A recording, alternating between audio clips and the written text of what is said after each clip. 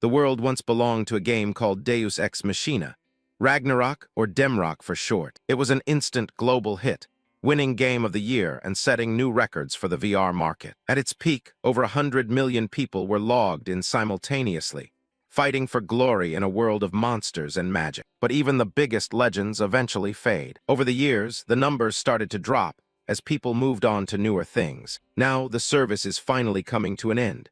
A few old-timers have gathered around a campfire for one last goodbye. A system message pops up, announcing that the server will shut down for good in just 30 minutes. Kaiser, the top-ranked player in all of Demrock, stares into the night. Even as the number one, he looks pretty calm about the whole thing. The fifth-ranked player, a massive guy named Purpletaste, grumbles about the game being a piece of junk anyway. He says he wanted it to fail, but seeing it actually happen feels different. Sword Emperor, the rank 4 player with a long ponytail, sighs. He enjoyed it, but he can't figure out why such a great game is dying. Keikaku Chicken, a woman in a gold mask, chimes in from the side. She's not exactly helping the mood. She mutters about Purpletaste's mask and his annoying way of talking. Purpletaste snaps back, ready to throw hands right then and there. Sword Emperor tells them to knock it off, while Kaiser just watches them bicker one last time. Purpletaste looks over at the group's silent leader. Kaiser admits that seeing it all end is a little disappointing. Purpletaste laughs. Out of everyone, Kaiser was the one who studied the game's mechanics like his life depended on it. He mentions how watching Kaiser fight was like seeing a god at work. Pure skill, zero luck. Kaiser's combat moves were legendary, pulling off things that should have been impossible. Keikaku Chicken points out that the gods are fair, though, because Kaiser has the absolute worst luck of anyone she's ever seen. Purpletaste agrees. It's insane that a guy without a single legendary skill managed to hit rank 1. If he actually had good luck, the rest of them wouldn't even be in his league. The girl remembered the times Kaiser failed 10 enhancements in a row, screaming that the whole world was conspiring against him. The giant guy cracks up, calling Kaiser the most unlucky bastard of the bunch. The whole group shares a laugh around the fire. It's a rare moment of peace before the end. Sword Emperor smiles, admitting Kaiser's luck really was bottom tier. The final warning bell rings.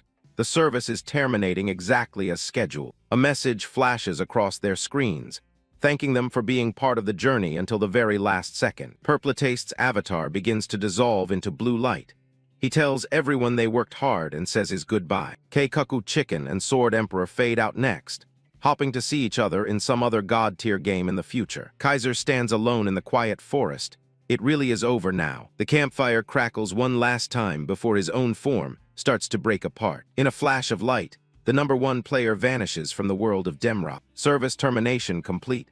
The legendary era has officially closed. Back in the real world, a sleek VR headset sits silent on a desk. The lights on it go dark. 2 years pass by. The city continues to grow, and new trends have taken over the gaming market. A green bus rolls down a busy street, filled with people heading home. Inside, 2 high schoolers are glued to a phone screen, watching a video of some high-level gameplay. One of them can't believe the control he's seeing. The video shows a player taking down a massive demon lord single-handedly. It's the kind of stuff only the elite can pull off. They talk about a ranker named Annihilation from the Execution Guild, saying he's definitely the best out there right now. The other kid is a huge fan of the Empress, loving her solo playstyle. He calls her a proud wolf of the gaming world. They wonder if any player could actually beat those two. One of them ponders for a second. Wait, isn't there one guy? He brings up Kaiser, the rank 1 player from the old Demrock days. But ever since that game ended, the guy just disappeared. They both wonder what happened to him and what he could be doing now. It's like he just vanished off the face of the earth. Sitting just a few seats away is a guy in a military uniform, tilting his cap and smiling.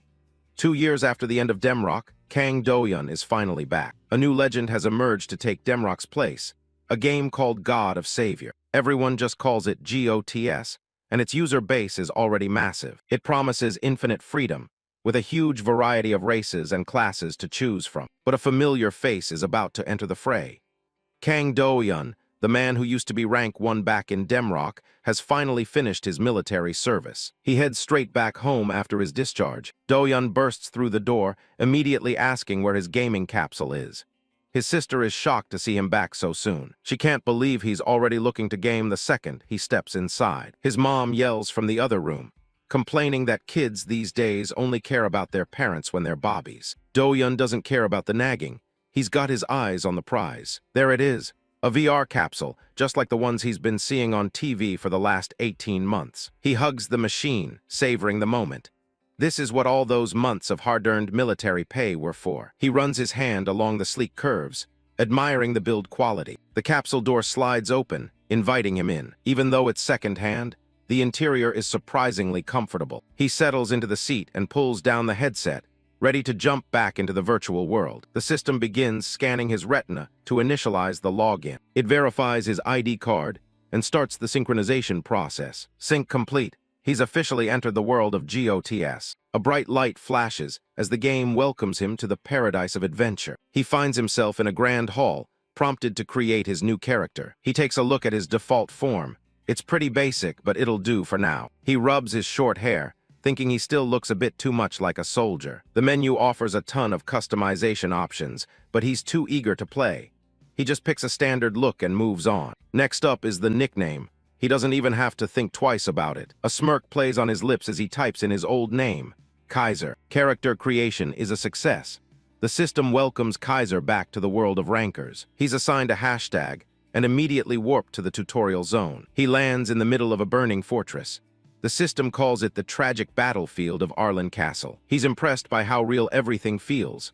This is definitely a step up from Demrock. A weapon selection screen pops up, asking him to pick his starting gear. The options are all pretty basic. Daggers, whips, and standard blades. Nothing fancy for a beginner. He reaches for a simple sword, deciding to stick with what he knows best. He's been a swordsman since the very beginning, so why change a winning formula? A loud shout echoes through the courtyard. Kaiser looks over to see someone running his way. A knight in shining armor rushes toward him, looking desperate. It's Charlie, the knight captain.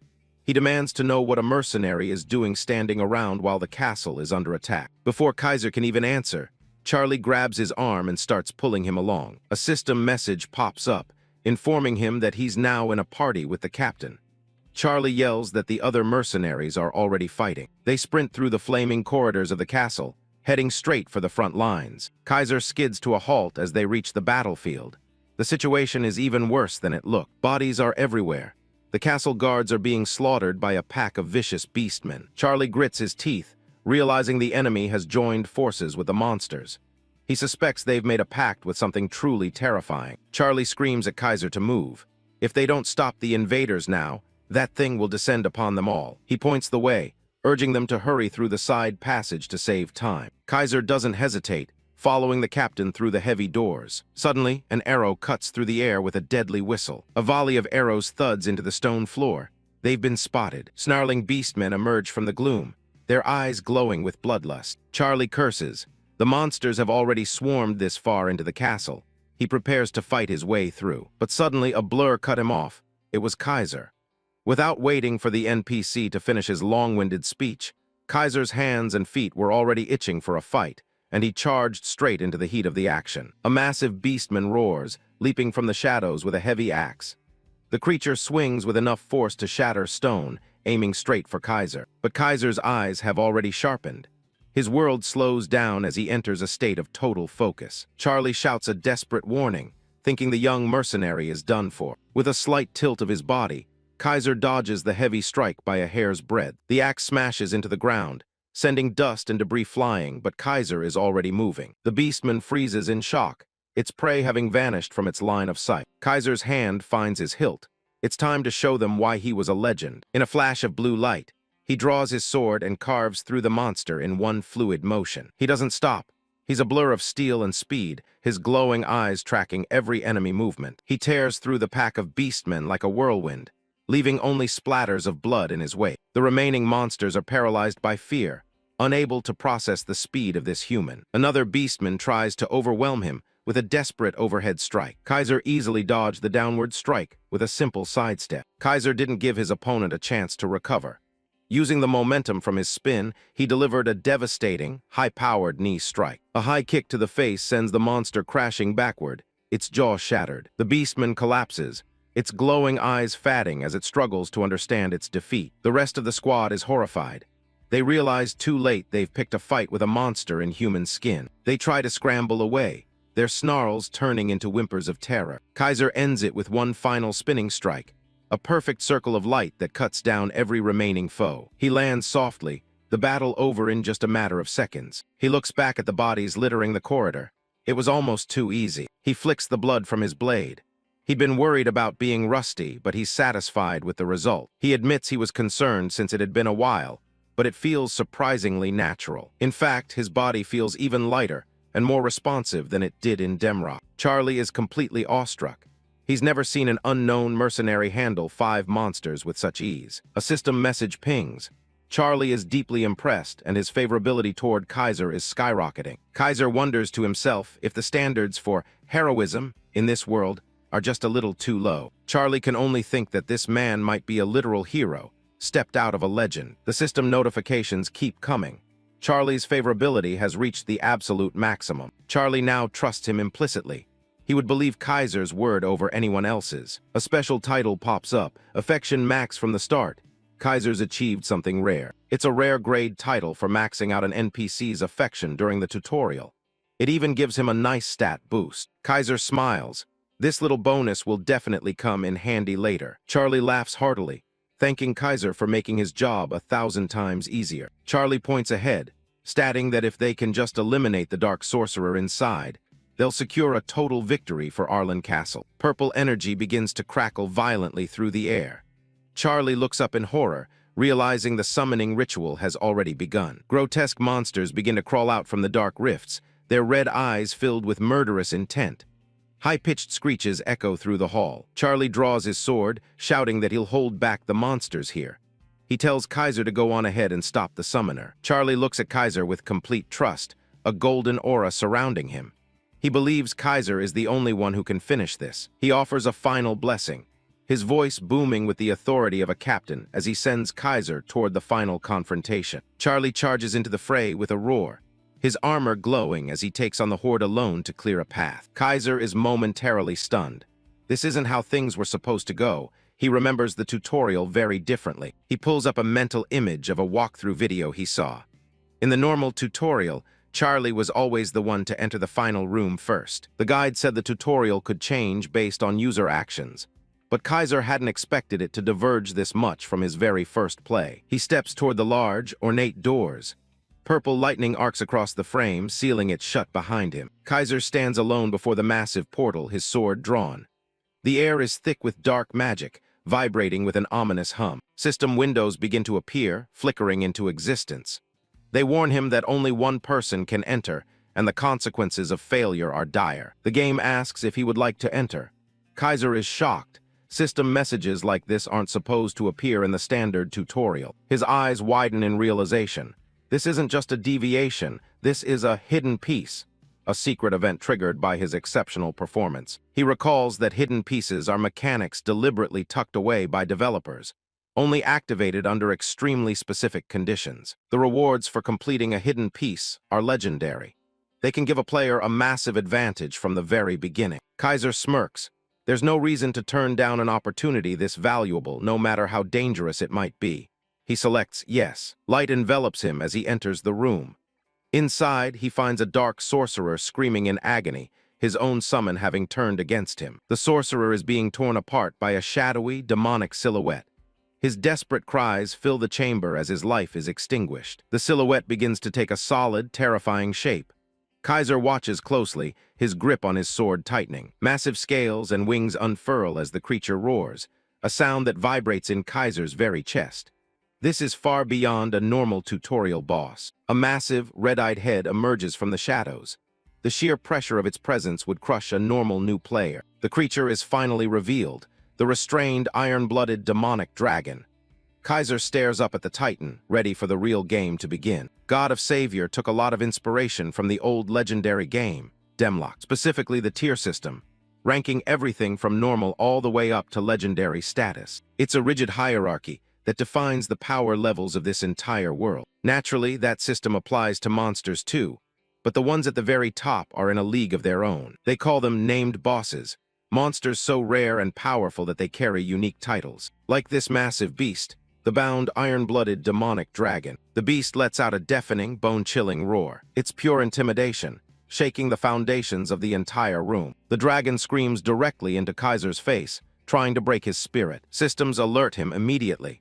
He's been hit by the overwhelming pressure of a legendary presence. His stats take a massive nosedive, with his speed, attack, and defense all plummeting. Kaiser clenches his teeth, annoyed that the developers would pull something this dirty right in the tutorial. He notices the heavy chains holding the dragon back, sealing away most of its true power. But even sealed, he knows a single hit from that massive front paw would be instant death. Still, he's been in plenty of tight spots like this during his time as a top ranker in Demrock. He remembers those impossible fights where death was always just one tiny mistake away. For someone with his skills, there was only ever one real choice: win or die trying. His eyes flare with a cold, absolute focus. The dragon lunges forward, swiping its jagged claws through the air. Kaiser pivots, his boots barely scraping the floor as he narrowly avoids the strike. He counters instantly, his blade sending sparks flying as it grinds against the dragon's scales. The beast snaps its jaws at him, but he's already shifted his weight for the next move. He delivers a precise slash,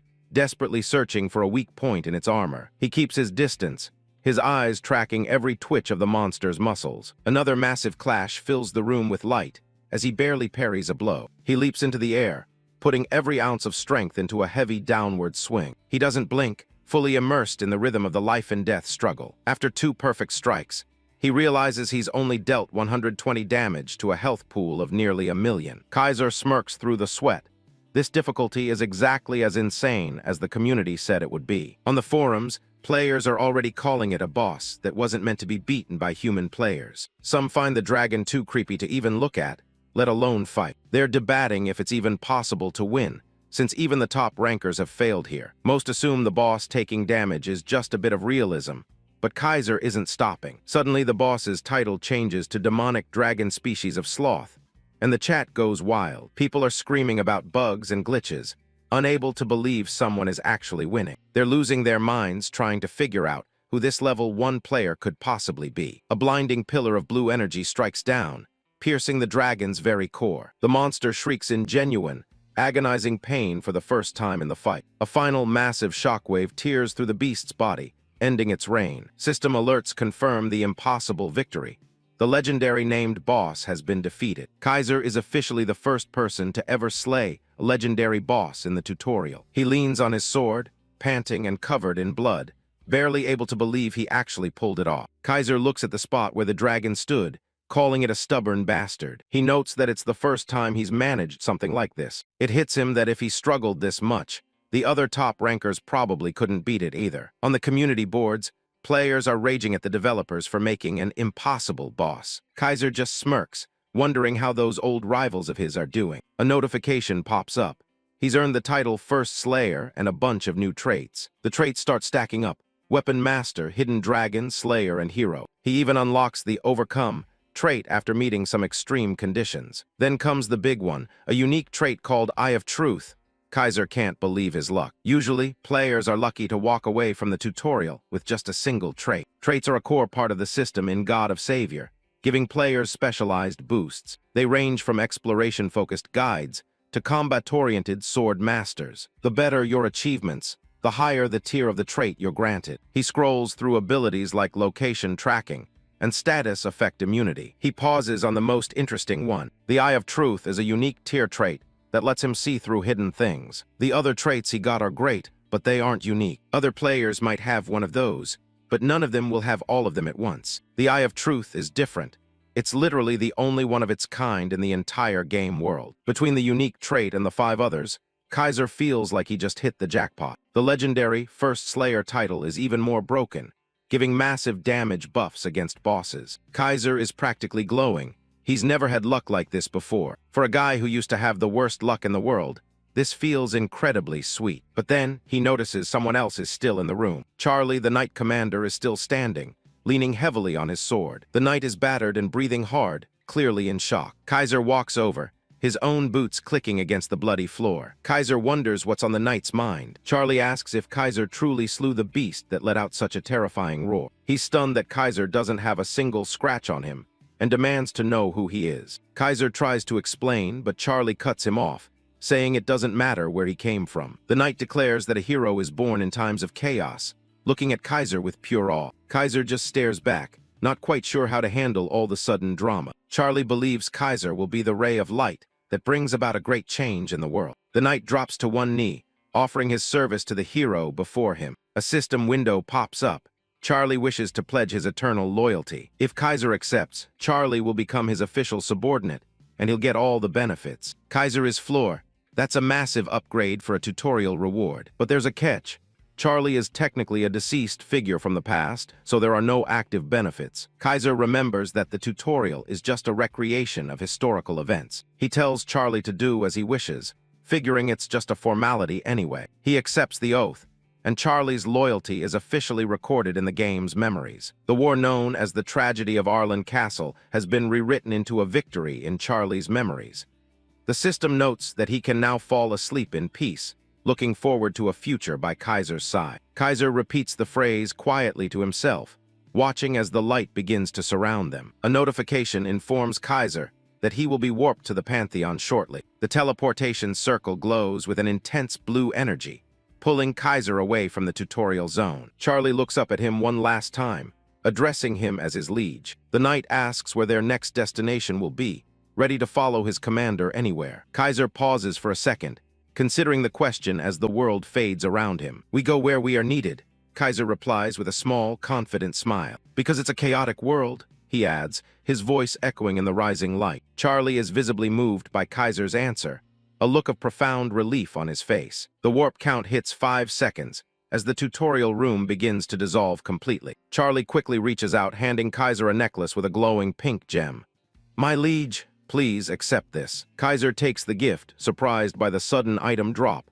The countdown hits 2 seconds. Charlie offers a final, grateful smile as he disappears. "Thank you, my liege, please bring salvation." The transfer is complete, and Kaiser is pulled through the void. He finds himself in a grand, celestial hall. "Welcome to the Pantheon," the system announces. "This is the place where you choose a god and decide your path forward." Standing before a massive, glowing pillar of information, Kaiser prepares to take the next step in his journey as the gods' blessings wait for him. Kang Do-yun finally reaches the Pantheon, a place most players just call the gacha room. It's basically the heart of the game, where your entire future is decided by a single pull. This one room has made more people laugh and cry than anything else in the game. The rules are simple. You serve one god, and that god determines your character class. The gods are split into 3 tiers: Fable, Hero, and Myth. Fable gods are basically legends born from stories passed down through history. Hero gods are former humans who reached divinity through their own deeds. Then you have the big guys, myth gods like Zeus and Odin, who created entire mythologies. Naturally, they're in a league of their own. The sheer number of cards is overwhelming, but Do-yun doesn't expect much given his usual garbage luck. He's about to pick a random card when something catches his eye. A single card is glowing gold. He activates his new skill, Eye of Truth, to see what's actually under the surface. He's stunned. The skill lets him see every hidden secret. If this is for real, he can basically guarantee a top-tier pull every time he tries. He flashes back to his old friends, constantly mocking him for his pathetic luck. He always laughed along, but it actually left a pretty bitter taste in his mouth. But this could be his ticket back to the top of the rankings. He takes a deep breath and tells himself to stay cool. He's going straight for the gold cards and nothing else. He reaches out and grabs it. It's vibrating with pure power. He pulled Tyr, the one-armed sword god, a myth-tier deity. Do-yun can't believe it. A myth god on his first try, but the system rejects him immediately. Apparently his vessel hasn't even been formed. He's frozen in shock. The game is literally telling him no. He's confused. He can't be an apostle. What the hell does that mean? Even Tyr looks completely lost. This situation shouldn't even be possible. He's never heard of anyone running into a vessel problem before. Then he realizes something. Normally, players die to the boss to get a goddess's revelation. But since he killed the damn thing, the goddess never showed up. He skipped the revelation entirely. He pulls up his status screen, but everything looks normal for a level 1. But there's a problem. His class is just adventurer, not an apostle. The special apostle stats he should have are just missing. The system is basically telling him he's stuck as a basic nobody. He's starting to panic. If he can't get a class, he's basically dead weight. Picking more cards is pointless if he doesn't have a vessel to hold the power. He drops to his knees, wondering if he just ruined his entire run before it even started. Deleting his character would mean a 60-day lockout. He doesn't have that kind of time. Wait, he spots something else. Something buried under all the other cards. It's a red card. He's never even heard of a red tier existing in this game. He touches it anyway. He's got nothing left to lose at this point. The system lights up. He's just selected a hidden card and become the Apostle of Kaiser, the forgotten last adventurer. Since he already had an adventurer's vessel, it actually worked. The system finally processes everything. He's officially advanced to the last adventurer class and starts acquiring his new skill. The class description reveals that humanity was once a mighty race of masters in this world. But they crumbled away until only this final lineage remained. A surge of intense red energy erupts around Doyun as the power of the last adventurer settles into his body. His unique ability is insane. It allows him to use skills from any class without any of the usual restrictions. He realizes he isn't locked into a single path anymore. He can literally use every single skill in the game. With this, he can handpick the most powerful skills and build a custom skill tree that no one else can match. Combining the Eye of Truth to find the best skills with his new freedom to use them all is a terrifying combo. He's well on his way to becoming a true all-master with absolutely zero weaknesses to exploit. With his class advancement complete, the system starts the countdown to transport him to the main world. He smiles, thinking about how this journey is definitely going to be worth the effort this time. As the timer hits 0, he focuses on one goal: reclaiming his title as a top ranker. He arrives under a bright, clear sky in a massive, sprawling city. This is Ard, the city of beginnings, and the place is absolutely bustling with other players. Nearby, a player is having a total meltdown over a bad gacha pull, while his friend tries to tell him there's more to the game than just combat. Doyun takes in the sights, looking like just another face in the crowd. A couple of guild scouters are scanning the area, but they're clearly disappointed by the lack of talent. They're supposed to be prestigious recruiters, but most players treat them like annoying telemarketers. One of them complains about his monthly quota, worried that his manager is going to breathe down his neck again. They stop and take a look at Doyun as he walks past. They take one look at his plain gear and assume he's just a broken train wreck of a player. They decide there's no point in wasting their time on him and just walk away with a sigh. Doyun ignores them and checks out the hero tier necklace Charlie gave him. It grows stronger every time he earns EXP. The item is absolutely cracked. Even the basic passive options are better than most endgame gear. He's practically drowning in how sweet his luck has finally become. Suddenly, a regional quest pops up for everyone in the area. A simple goblin cleanup. It's a standard hunt. Kill 40 goblins for a decent chunk of silver and experience. The nearby players are stoked that they don't even have to wait in line for a quest. Hunter Dante rallies the crowd, telling them he's leaving the goblin massacre in their hands. The city square turns into a chaotic mess of people, shouting for party members to help with the grind. Doyun watches the madness, realizing that pretty much everyone is teaming up. A guy named Shieldibeast approaches him and asks if he wants to join a group aiming for level 12. The rest of the group is eager for the party bonus, and they figured one more sword wouldn't hurt. He thinks about it for a second and decides they're right. It's the most efficient way to start. Party hunting is basically mandatory in these early levels if you want to keep up with the bonus EXP. He accepts the invite, figuring it's a good way to blend in. The party is officially formed with Shieldibeast as the leader and Doyun taking his old name, Kaiser. Shieldibeast sees the name and asks if he's some kind of Kaiser superfan. The archer explains that Kaiser was the legendary #1 player from the old Demrock days. Doyun just scratches his head and acts like he's never even heard the name before. The group gets pumped up, ready to blast through the goblin fields and reach level 12. He gives them a quick cheer as they head out. The fight kicks off immediately, with Shieldibeast slamming into a goblin and stunning it right out of the gate. Shieldibeast lets out a roar as he lands a perfect shield bash, creating an opening for the rest of the party. The archer and mage immediately follow up, raining arrows and magic bolts onto their target. Their coordination pays off as the system notifies them that they've successfully defeated a green goblin. However, more high-pitched screeches erupt from the shadows.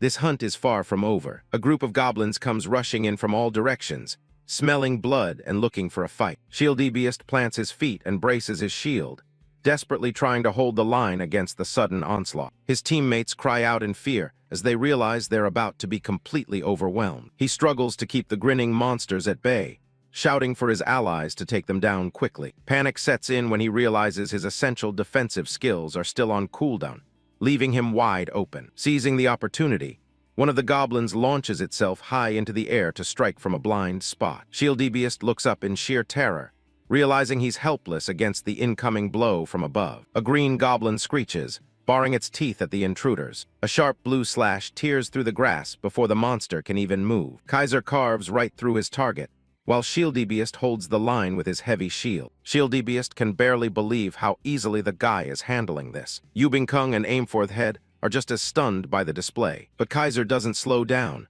already dashing toward the next group. He slams into the ground, kicking up a massive cloud of dust. 2 more goblins go down instantly under his red-tinted blade. The team is ecstatic, shouting Kaiser's name as he cleans house. The fighter calmly sheathes his weapon, looking like he's barely getting started. Shieldbeast walks up, genuinely impressed by the rookie's skill. He's already convinced they're going to breeze through this dungeon. Then he spots something in the shadows and yells out a warning. A whole pack of green goblins starts swarming out from the trees. It's a massive horde, and they look a lot hungrier than the first group. Shieldbeast panics, telling everyone they need to run for it immediately. Instead of retreating, Kaiser charges straight into the heart of the mob. The monsters lunge at him from every direction. He leaps high, aiming to drop right into the middle of their ranks. A memory flashes of his past, eyes glowing red as he gripped a massive sword. Back then, even the forest itself seemed to tremble at the scale of his power. A massive shockwave blasts through the clearing. In the flashback, Kei Kukyudaku asks why he always picks fights in such reckless situations. Kaiser just looks back,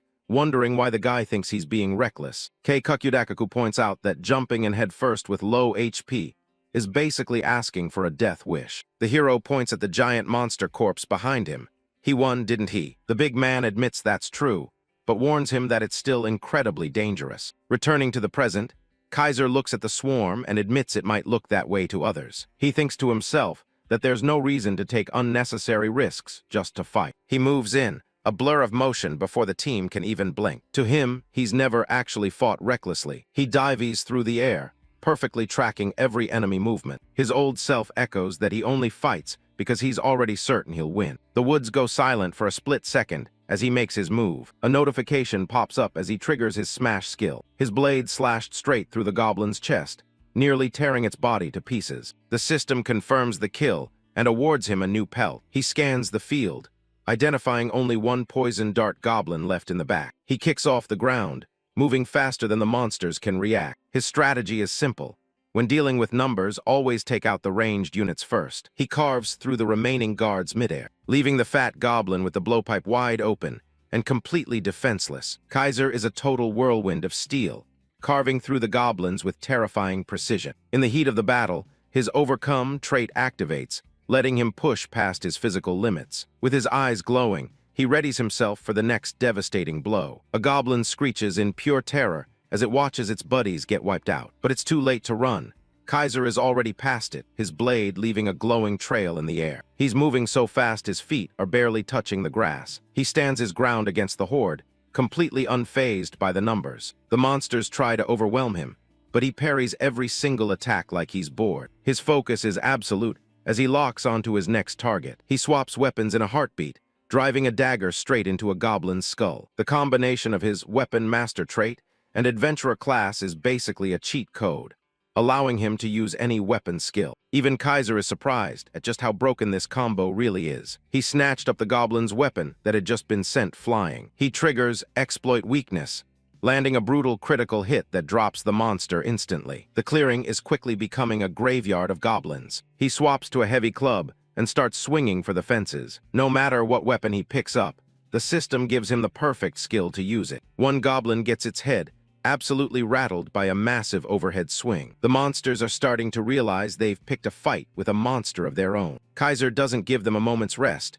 driving a blade into a goblin's throat. Then he follows up with a heavy blow to the next one's neck using the club. He finishes the last few off with a massive swing from his blunt weapon. His masteries are leveling up at an insane rate, since he's using every weapon type at once. Looking at the carnage he caused, he's pretty satisfied with his new setup. He expected to learn the skills, but he didn't think he'd be able to use them this effectively right off the bat. He can't help but grin. This adventurer class is even better than he hoped. Meanwhile, Shieldbeast is watching from the sidelines, looking completely shell-shocked. The guy is sweating, wondering if what he just saw was even possible for a newbie. He knows even experienced parties have to work hard to hunt a pack this size. But here's this guy, soloing the entire horde like it was a warm-up. A name from the past pops into his head, Kaiser, the legendary ranker. He wonders if this could actually be the same genius from the old Demrock days. But he quickly shakes the thought. There's no way a legend would be in a party like his. People online have been wondering where the legendary Kaiser went, and most think it's too late for him to catch up now. But Shieldbeast can't stop thinking about the coincidence. He looks at his mysterious teammate again, wondering who he really is. He remembers the rumors that the real Kaiser was a bit of a battle-hungry maniac. Seeing the look on Kaiser's face, he starts to worry the guy might be a little unhinged. But Kaiser's expression remains calm and professional. The leftover weapons dissolve into light as the battle finally comes to an end. Kaiser is satisfied with the results. He's officially bypassed the game's equipment restrictions. Now that the coast is clear, it's time to check his status. Kaiser pulls up his status window to check his progress. He's reached level 4 and has some pretty impressive stats for a beginner, not to mention a couple of powerful titles. He's managed to jump 3 levels from just one hunt, efficiency at its finest. He starts allocating his points, focusing on building a solid foundation with his sword skills while boosting his agility and senses. Between his titles like the First Slayer and the rare necklace from Charlie, his overall stats are looking incredibly healthy. Kaiser takes a moment to breathe, looking completely unfazed by the sudden power spike. His teammates, on the other hand, are absolutely losing it. They can't stop praising him for how easily he handled that horde. Shieldbeast and the archer start whispering, wondering if this guy is actually the Kaiser from the legend. The tank admits that after seeing that performance, it's the only thing that makes sense. Even the archer is starting to buy into it, while the man himself just scratches his head in the background, trying to play it cool. Kaiser just gives them an awkward smile, thinking to himself that they're actually right. He is the real deal. The archer is still in shock, asking if Kaiser somehow managed to pull some god-tier mythic trait to deal that kind of damage. He plays it down, chalking it up to his traits and a bit of luck with his titles. The news of him having a title sends them into another frenzy, with Yubingkung already trying to secure a spot on his good side for the future. The group takes a well-deserved break in the lush greenery of the forest. Once their stamina is back up, Shieldbeast is ready to get back to the grind. Feeling bold with Kaiser on their side, the archer suggests taking on an even bigger group of goblins this time. Kaiser just chuckles and goes along with the plan. Everyone is hyped up, ready to dive back into the action now that they know they have a powerhouse in their party. But for a split second, Kaiser's expression shifts as his mind drifts elsewhere. He's suddenly hit with a memory of his old days, walking with a crew of world-class rankers who used to rely on him for everything. He remembers the bickering and the egos, a world away from the earnest newbies he's with now. He stares up at the sky, wondering where all those old faces are now and what they're up to. His introspection is cut short by a sudden, blood-red system alert. An urgent quest to hunt a mutant goblin warrior. Kaiser's gaze sharpens as he reads the name of the target. It seems his warm-up is officially over. Sunlight filters through the clouds as they prepare for the mission. The group reaches the mouth of a massive, dark cave. Shieldbeast and Yubingkung are sweating bullets, but Kaiser is completely chill. They've been hunting non-stop on their way to this tomb. The extra grinding paid off, getting the whole squad up to level 9. But they're entering a place notorious for being a newbie slayer. Online forums are full of players venting about how impossible this raid is. Ard's tomb is the first major wall, and most rookies die on their first try. The difficulty spike here is insane compared to the trash mobs they fought outside. It's a dungeon that demands perfect teamwork and following specific patterns. This is the spot where most new parties end up getting wiped. Some people even suggest soloing it, just to avoid teammates who keep messing up. Yubingkung looks worried as she thinks about the stakes. Shieldbeast tells everyone they have to clear this if they want to move up to higher raids. Kaiser just watches, his face looking bored as usual. Just like in the real world, companies here prefer experienced workers over rookies. Big guilds won't even talk to you if you haven't cleared this specific boss. People try to lie about their records, but it's not easy to cheat the system. Cheap tactics don't work in this game because every action is tracked. Everything is recorded in the Book of Adventures. It logs your quests, your materials, and every boss kill you've ever achieved. That record is basically a player's resume. To get into the next city's parties, they need this clear on their record. They have no choice but to grit their teeth and push through. Kaiser knows the boss in the next city is actually mandatory to progress. He takes a step forward. They arrive at the habitat of the variant Goblin Warrior, a rare grade boss. Kaiser turns back with a smirk and asks if they're ready to head in. Shieldbeast and the others have studied the strategy guides and are determined not to fail. The party gathers at the foot of the massive stone doors. Shieldbeast looks over at Kaiser one last time. He takes a deep breath and walks toward the gate. He touches the door, activating the raid entrance portal. A system prompt appears, asking the party to confirm they're ready to start. Aimforthead is hyped and ready for the fight. Everyone agrees to enter, Kaiser included. The system checks their levels and starts the entry sequence. Kaiser stretches and cracks his knuckles, ready for a warm-up. The heavy stone door slowly grown open, revealing the arena. The group steps inside, their boots echoing on the stone floor. Torches flare to life along the walls, lighting up the cavern. Waiting for them is the elite boss, sitting on 20,000 health. The variant goblin warrior lets out a low growl, gripping its massive cleaver. It unleashes a deafening roar that rattles the entire chamber. Shieldbeast and the others look on in horror, realizing just how dangerous an elite boss can be. Kaiser shouts a warning, sensing the attack before it even starts. The beast leaps into the air, coming down like a ton of bricks with its blade raised high. Shieldbeast knows that even with Kaiser's help, the party has to stand on its own feet. He realizes Kaiser can't protect everyone at the same time. The tank steps forward, determined to fulfill his role and hold the line. The boss charges forward with a terrifying howl. Shieldbeast commands the team to scatter and stay out of the monster's path. They dive for cover just as the goblin slams into the ground. Shieldbeast identifies the charge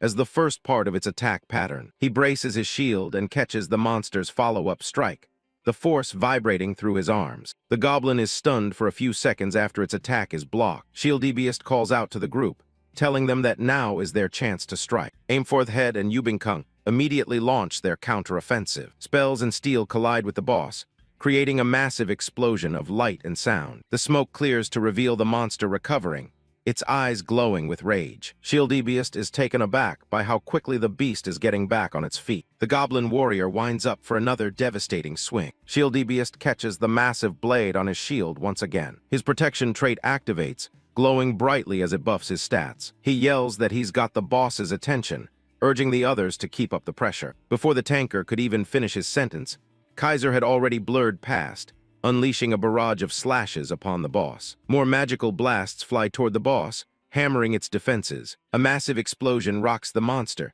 pushing its health lower and lower. Shieldbeast thinks the first phase is going perfectly, and that they have the fight under control. But his teammates from behind suddenly shouted a warning that the next pattern was coming sooner than expected. The boss's health bar drops below half, triggering a move that wasn't in any of the guides. Shieldbeast freezes up as the monster prepares a move he wasn't ready for. Kaiser doesn't hesitate, launching himself at the boss with incredible speed. He strikes with a flurry of blows, his movements almost too fast to follow. The monster screams in pain as Kaiser's blade finds its mark. Shieldbeast looks on, completely stunned by the sheer skill Kaiser is displaying. Kaiser continues his relentless assault, not giving the boss a single second to breathe. With a dark smirk and glowing eyes, he declares that the monster's pattern is officially over. Cut to the past in his old game.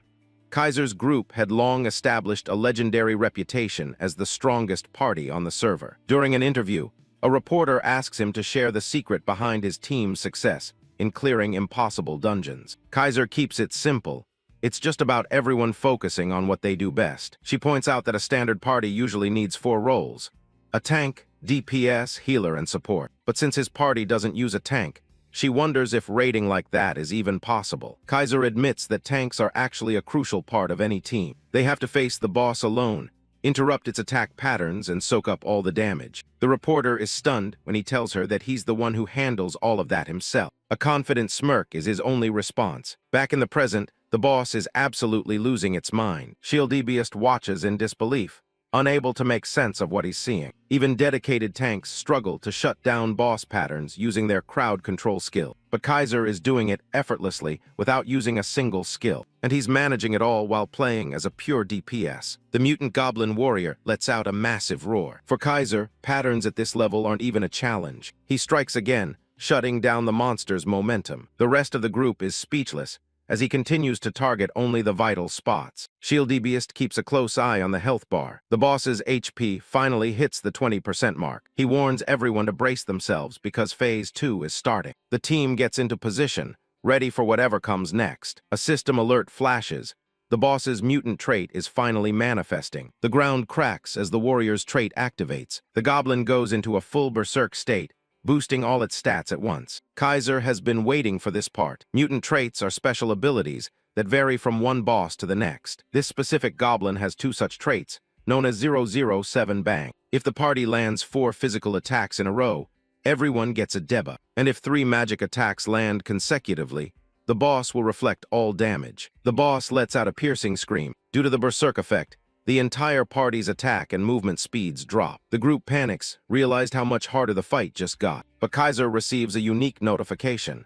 His hero trait is preventing mental contamination. He is completely immune to the boss's mutant and berserk effects. He grins, realizing those nasty debuffs don't apply to him at all. Shieldbeast orders everyone to stop attacking and just focus on dodging for now. He assumes Kaiser is stuck too, but Kaiser just tells him to wait. He steps forward, eyes glowing with a dark intensity. Kaiser smiles, ready to end this whole raid himself. Shieldbeast can only watch as the pressure mounts. With a sudden burst of speed, Kaiser leaps into the air to finish the job. The mutant warrior lets out one last, desperate roar as the fight reaches its peak. Kaiser meets the monster's fury head-on, landing a massive strike that lights up the cave. His eyes glow with a cold, red light as he prepares for the final blow. He tears through the boss with relentless efficiency, blood spraying across the cavern walls. Shieldbeast and Yubingkung are struggling to move, completely weighed down by the boss's status ailments. They watch in total shock, wondering how Kaiser is the only one standing tall and unaffected. Shieldbeast can only stare, the realization of the massive skill gap finally hitting him. Another blow connects, cutting deep into the boss's defense. In this moment, Kaiser truly looks like a god of battle. He continues the slaughter, moving in a blur that the monster can't even hope to track. The mutant goblin is completely overwhelmed, its health bar vanishing under the assault. Shieldbeast whispers his name, unable to look away from the display of power. The monster screams in agony as its end draws near. Kaiser doesn't show a flicker of emotion, staying perfectly focused on the kill. He swings his blade in a wide, lethal arc, slicing through everything in its path. Every movement is calculated for maximum lethality. He's not just fighting at this point, he's methodically dismantling his opponent. Blood splatters everywhere as he lands another critical hit. Kaiser finally stands still, the red aura around him pulsing with power. A stream of system notifications confirms his level has increased along with his sword proficiency. With his brutal and powerful slashes, Kaiser leaves the boss completely breathless. Faced with an overwhelming assault and not a single wasted movement, the massive monster can only stand frozen to the spot, paralyzed in pure terror. Giving the opponent no room to breathe, he executes a godlike blink from a distance. In the blink of an eye, Kaiser's silhouette is already closing in, right behind the boss's back. Kaiser slightly lowered his head, looking down. In that moment, his eyes suddenly flared with a murderous red glow, a sign that his final ultimate move had been activated. A massive pillar of light erupts brilliantly the moment his slash cleaves the Titan's body in two.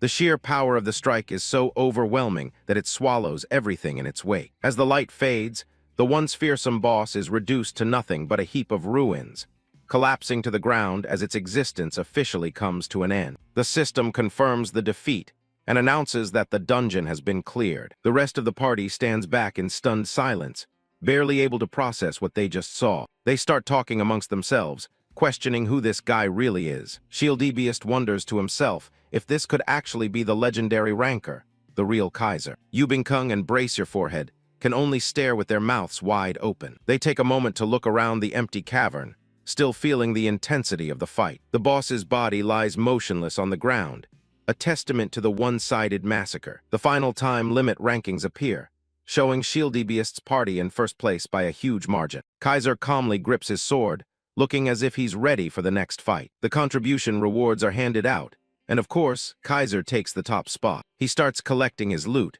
beginning with a rare leather top from the boss. He adds a pair of mutant goblin epaulets to his inventory as well. And to top it off, he acquires the boss's massive red greatsword. But the true reward is the Throne of the Time attack title, granting him a permanent stat boost for his speed. Kaiser looks back at the scene with a satisfied smirk, commenting on the hunt. With a sinister glow in his eyes, he admits that goblins are best enjoyed when they're sliced to pieces. Kaiser sticks the landing, while the massive beast begins its final collapse behind him. It's over. The system confirms the boss is dead, and the dungeon has been cleared. They finished in 29 minutes and 58 seconds, snatching the top spot on the world rankings. The results are official. Kaiser took the top contribution, followed by Shieldbeast and the rest of the party. The loot starts dropping. Rare red leather armor, epaulets, and a massive greatsword. To top it all off, Kaiser earns the legendary Throne of the Time Attack title. It's a hero-grade title that buffs his speed and all his stats every time he breaks a record. Kaiser stands over the corpse, looking pretty satisfied with how that went down. He admits it himself. Goblins just look better when they're in pieces. The party takes a breather in the dark cave, still processing the absolute carry they just witnessed. The archer and the mage are left jaw-dropped as they see the extreme rarity of the rewards they've just received. The teammates are tripping over themselves to thank Kaiser for the massive win. Kaiser just brushes it off with a smile, acting like it was no big deal. He's already looking ahead to the next challenge. Shieldbeast pulls up the rankings, asking Kaiser if he wants to see his name at the very top. They're sitting at rank 1, nearly 6 minutes faster than the team in second place. Shieldbeast feels terrible, apologizing for not changing the party name to give Kaiser proper credit. Kaiser just scratches his head, realizing that having your name in the spotlight is a bit of a headache. An achievement like this is enough to get them noticed by the top 10 guilds in the game. Even for a beginner city, holding first place is a massive statement of power. They've managed to rank even higher than the legendary player known as Annihilation. Shieldbeast and his team keep apologizing, feeling like they've stolen his glory. They offer him whatever he wants as compensation. Money, items, you name it. Kaiser just lets out a small, amused laugh at how seriously they're taking this. Shieldbeast looks up, surprised by the reaction. Kaiser tells them to relax, since the system registers the party leader's name automatically anyway. Besides, he didn't even expect to take the top spot this early. He's not a fan of the spotlight anyway.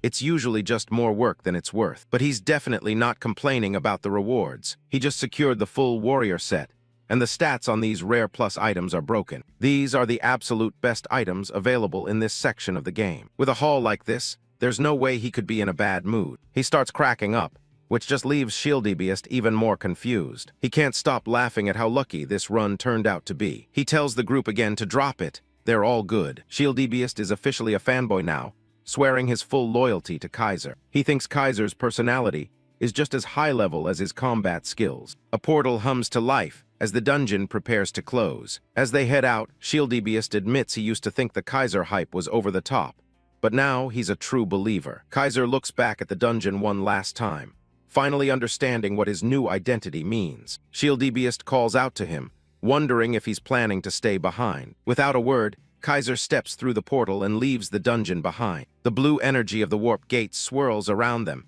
as they transition back to the world. They arrive back at the city, its towers reaching up into a clear sky. The group heads straight for Ardback Alley to find a specific shop. The inside of the alchemist's shop is like a different world, packed with strange and magical items. Kaiser takes a look around, his sharp gaze settling on the figure at the counter. A man in a dark cloak stands behind the desk, his face hidden in the shadows. This is Calda the alchemist, and he doesn't seem happy to have visitors. The rest of the party is instantly creeped out, but Kaiser just sees an unpleasant man. Calda stares them down, asking if they've come here to give up on their mission. He starts complaining about how he needs research materials and how most people fail him. Kaiser doesn't say a word. He just slams a vial of dark red liquid onto the counter. Calda's eyes go wide. He can't believe he's looking at the blood of a mutant goblin. He starts yelling in shock because it hasn't even been 40 minutes since they left. The party stands tall, basking in the alchemist's total disbelief. Thanks to Kaiser's max affinity title, Calda goes from grumpy to absolutely obsessed with them. The system confirms the quest is complete, and the rewards start pouring in. Kaiser gets a nice chunk of gold and a custom silver ring crafted by the alchemist himself. The experience from the quest is so massive that Kaiser levels up twice in a row. He's officially cleared Trial 0 and is now allowed to travel to the main continent. As a bonus for his high rank, he even receives a low-grade skill draw ticket. Since he hit level 10, he also snags a random skill draw ticket to test his luck. The rest of the party is losing it, cheering about finally getting to leave the starter area. But there's a hidden reward. Kaiser receives a personal postcard from Calda. It's a rare plus item, a simple postcard written in the alchemist's own handwriting. Kaiser figures he can check the postcard later. He has more important things to do. He pulls up the menu to use his skill draw ticket, the moment he's been waiting for. A set of glowing cards appears before him, floating in a sea of blue light. He stares at the shimmering deck, his heart racing just a little bit. It doesn't have the same presence as the rewards from the Pantheon, but it'll do. He activates his Eye of Truth to see through the cards and pick the best one. He knows a low-grade ticket won't have anything legendary, so he keeps his expectations low. He pulls Charging Slash, a common grade skill that lets him dash forward while attacking. It's a solid, reliable skill he used back in the day, but his eyes are on the second ticket. He prepares to use the random ticket, hopping for something that'll change the game. A sudden system warning snaps him out of his excitement. He looks at the screen in total disbelief. The system is forcing a logout because he's been playing for 10 hours straight. The draw window is already starting to close as the connection cuts. With only 2 seconds left, Kaiser is desperately trying to finish the draw. The countdown hits its final second,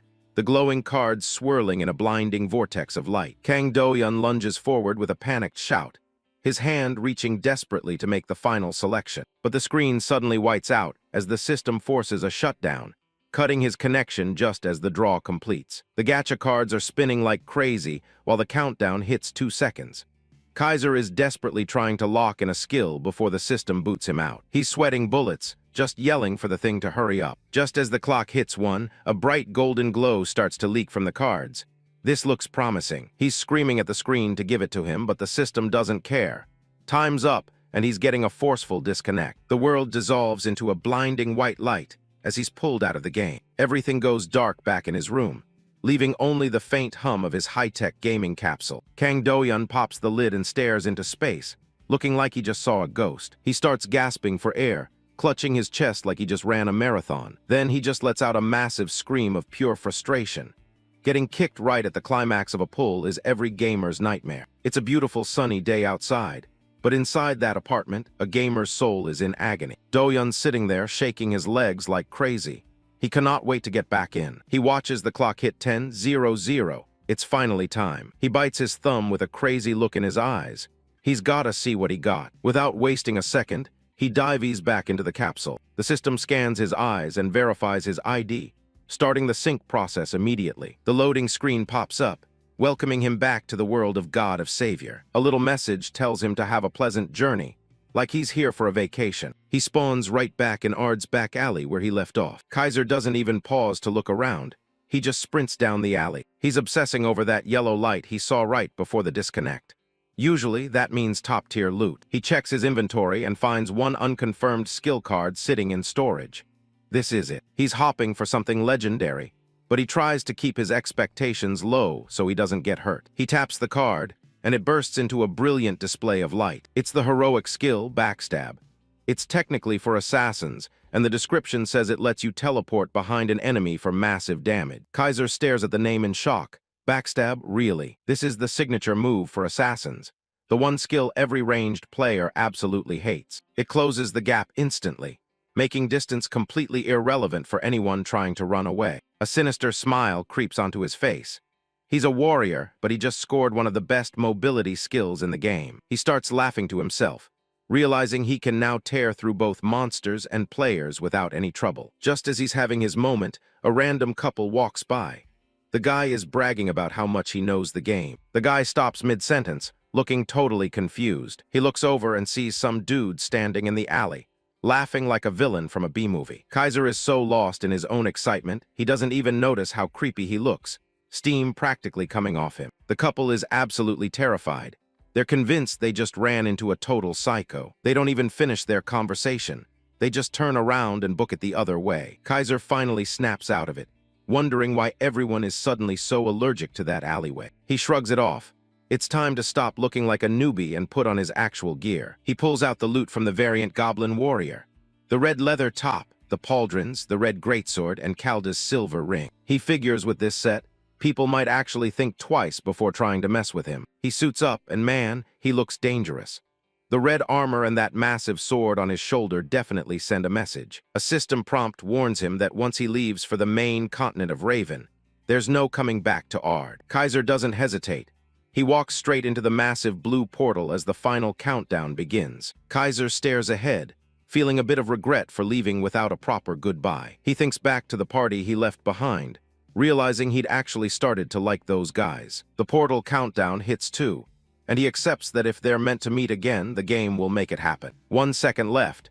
The system confirms he's being transferred to the main continent. A massive pillar of blue light erupts, shooting him straight out of the beginner zone. He lands in a grand city plaza, the kind of place where every player arrives with big dreams and high expectations. Nearby players chat about how this is the real starting point, where everyone gathers to find a party. The sprawling city of Raven stretches out before him, marking the true beginning of his journey. Suddenly, a group of knights on horseback charges through the streets, telling everyone to get out of the way. Guards drag a tied-up criminal through the plaza while he screams for them to let go. Kaiser watches as a bunch of new systems unlock, including the arena, duels, and workshops. The silhouette of the massive city looms over him, a place where beginner perks are a thing of the past. A system tip pops up, advising victims of crimes to report directly to the city guards. He's genuinely impressed, realizing the main continent is on a whole different level. A merchant shouts out to him, offering some local ash beer and complimenting his sharp red outfit. Other vendors are hawking exotic foods like lobster and hot guinea pig soup,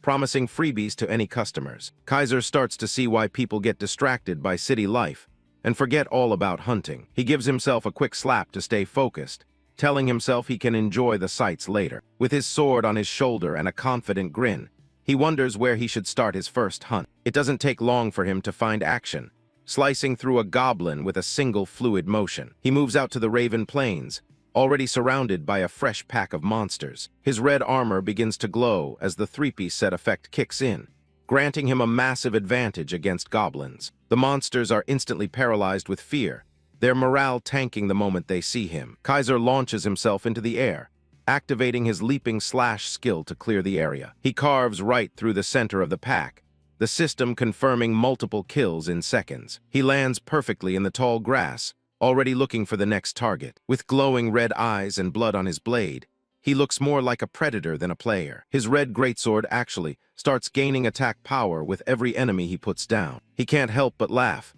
completely intoxicated by the sheer power of his new gear. Between his base stats and the scaling weapon, he's becoming an absolute monster out here. He's having the time of his life, basking in the feeling of being completely untouchable. He pulls up his quest log, nodding that he's just a few more kills away from another level up. His eyes suddenly glow gold as he senses something shifting in the air behind him. A purple ghostly figure lunges out of the shadows.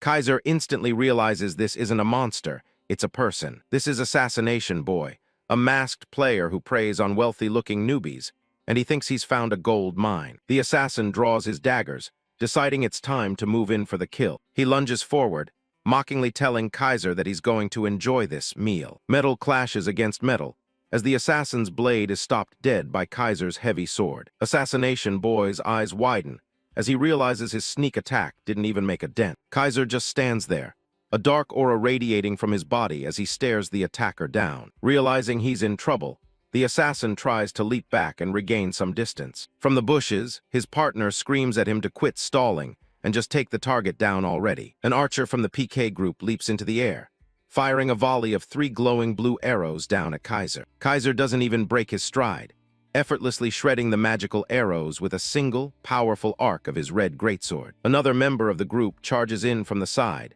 screaming at the top of his lungs as he raises a heavy axe to strike. Kaiser blocks the blow with ease, his eyes burning with a cold, predatory light as the axe grinds against his blade. With an effortless shove, he sends the axe wielder stumbling back, completely overwhelming him with raw physical power. He adjusts his grip on the hilt of his massive sword, his movements calm and calculated despite the chaos. In one swift, brutal motion, Kaiser slices through the warrior, leaving a trail of blood in the air as the man is cut down. The rest of the ambushers freeze in their tracks, their faces pale with terror as they realize they are no longer the hunters. Assassination Boy begins to back away, trembling as he wonders how a newbie could possibly possess such overwhelming strength. A system notification pops up, marking him as a target. He tries to flee, but Kaiser is already moving, appearing before him like a ghost in a blur of motion. Kaiser towers over the panicked assassin, his silhouette casting a long, dark shadow that seems to swallow the light. With a terrifying, wide-eyed grin, Kaiser looks down at his prey and mockingly asks if he's lost. No matter where you go, there are always people who just won't listen. It's not about official arena duels, it's about unauthorized slaughter. In other words, PKers. They existed back in Demrock, and it's no different in this game. The reasons vary: fun, loot, or just pure frustration. But 9 out of 10 players will tell you the worst are the noob slayers. They prey on people fresh out of the beginner village, killing them and taking everything, just like the guy standing right in front of Kaiser. Kaiser just smiles and asks if he's lost his way. Assassination Boy freezes. His tracking mark just vanished into thin air. He can't figure out how a swordsman is using an assassin-only skill like backstab. Before he can process it, Kaiser drops him in one clean hit. The rest of the crew follows shortly after. Kaiser stands over the bodies while the system clears him of any crime. He realizes Ard was just a fluke because of the beginner perks. Those guys he met back there were actually unusually decent. But the rest of this world is just crawling with bastards. He ignores the mess and goes to grab his quest rewards. The levels start piling up as he cashes in his work. He officially hits level 17. And the massive west gate finally opens up. Kaiser stands at the threshold, ready to move on. This is Raven West Forest. It's a hunting ground so dangerous that even the NPCs warn you to stay away. Unlike the open plains at the east gate, this place is a nightmare. The forest is dense, and visibility is basically non-existent. It's swarming with goblins and massive insects. Ambush attacks come from every blind spot between the trees. The difficulty spike here is absolutely absurd. Naturally, an unspoken rule took hold for anyone coming here. You have to form a party of at least 3 people. The area in front of the west gate is packed with people looking for groups. Tanks and DPS are shouting at the top of their lungs to find someone. Most parties are stuck waiting for a single healer. They're rare because they're a pain to level and not exactly fun to play. A couple of guys notice Kaiser walking toward the gate alone. They assume he's just another poor fool walking into his own funeral. Even the top rankers don't dare go into the West Forest without a full team. They watch him walk off, wondering who he thinks he is. Kaiser doesn't care about their rules and just keeps moving. He vanishes into the dark, suffocating woods. A forest red goblin jumps out and gets taken down instantly. Kaiser isn't wasting any time, tearing through the goblins like they're nothing. Another one tries to ambush him from the branches, but he's already moving. He brings the heavy blade down with enough force to crack the earth. A goblin lunges, and Kaiser just takes to the air. He delivers a powerful kick to the goblin, the impact erupting in a brilliant burst of red energy that lights up the entire forest. He sticks the landing, while the shockwave finishes off the stragglers. One goblin gets pinned to the ground, coughs up blood, and it's game over. Kaiser swings his sword in a wide arc, sending out a wave of destructive power. Suddenly, he spots 3 projectiles heading straight for his head. He doesn't even flinch, spinning his blade to deflect them with a circular shield of energy. The goblin archer watching from the shadows can't believe its eyes. Kaiser looks back with a cold, red glow in his eyes. He's done playing around. He tosses the massive sword into the air, using the momentum for a follow-up strike. The blade bites deep into a goblin, sending blood spraying everywhere. He catches the hilt mid-swing and prepares for the next round. A system message pops up. The warrior set effect has just worn off. The remaining goblins see their chance and swarm him from all sides. Kaiser doesn't look worried.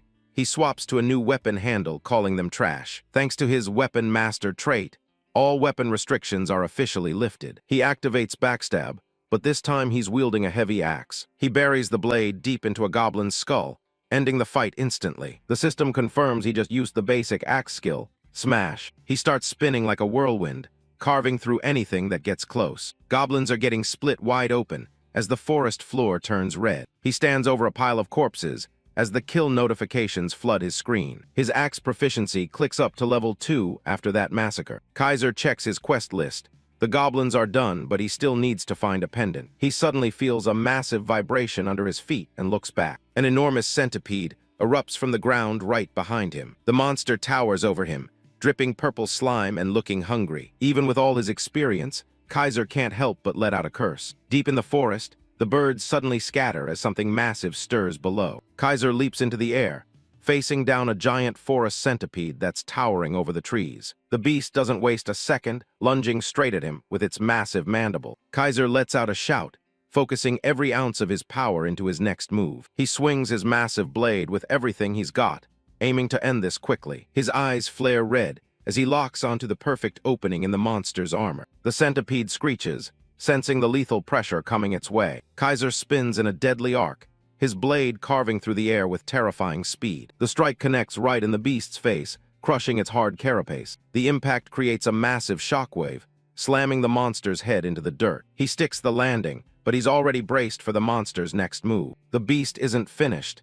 It lets out another shriek and prepares to lunge again. Kaiser remains calm, staring down the monstrosity with cold, calculated focus. He catches the monster's attack right on his blade, sparks flying from the sheer friction. The sheer weight of the centipede is enough to crush a normal player, but Kaiser holds his ground. A surge of energy crackles around his hands as he pulls a new weapon from his inventory. He mocks the creature's ugly face before delivering a brutal, decapitating swing. Blood sprays everywhere as the centipede's head is completely torn from its body. He doesn't stop there, bringing his sword down one more time to finish the job. The warrior carves through the rest of the armored body with effortless precision. The massive insect finally goes still as its remains collapse into a heap. The system rewards his effort, bumping his swordsmanship proficiency up to level 10. Kaiser takes a breath as the level up notification finally pops up. Dust settles around the mangled carcass of what used to be a terrifying area boss. He checks his stats, level 19 with titles like King of Time Attack already in the bag. The adventurer starts allocating his points to make sure he stays ahead of the curve. Things are going well,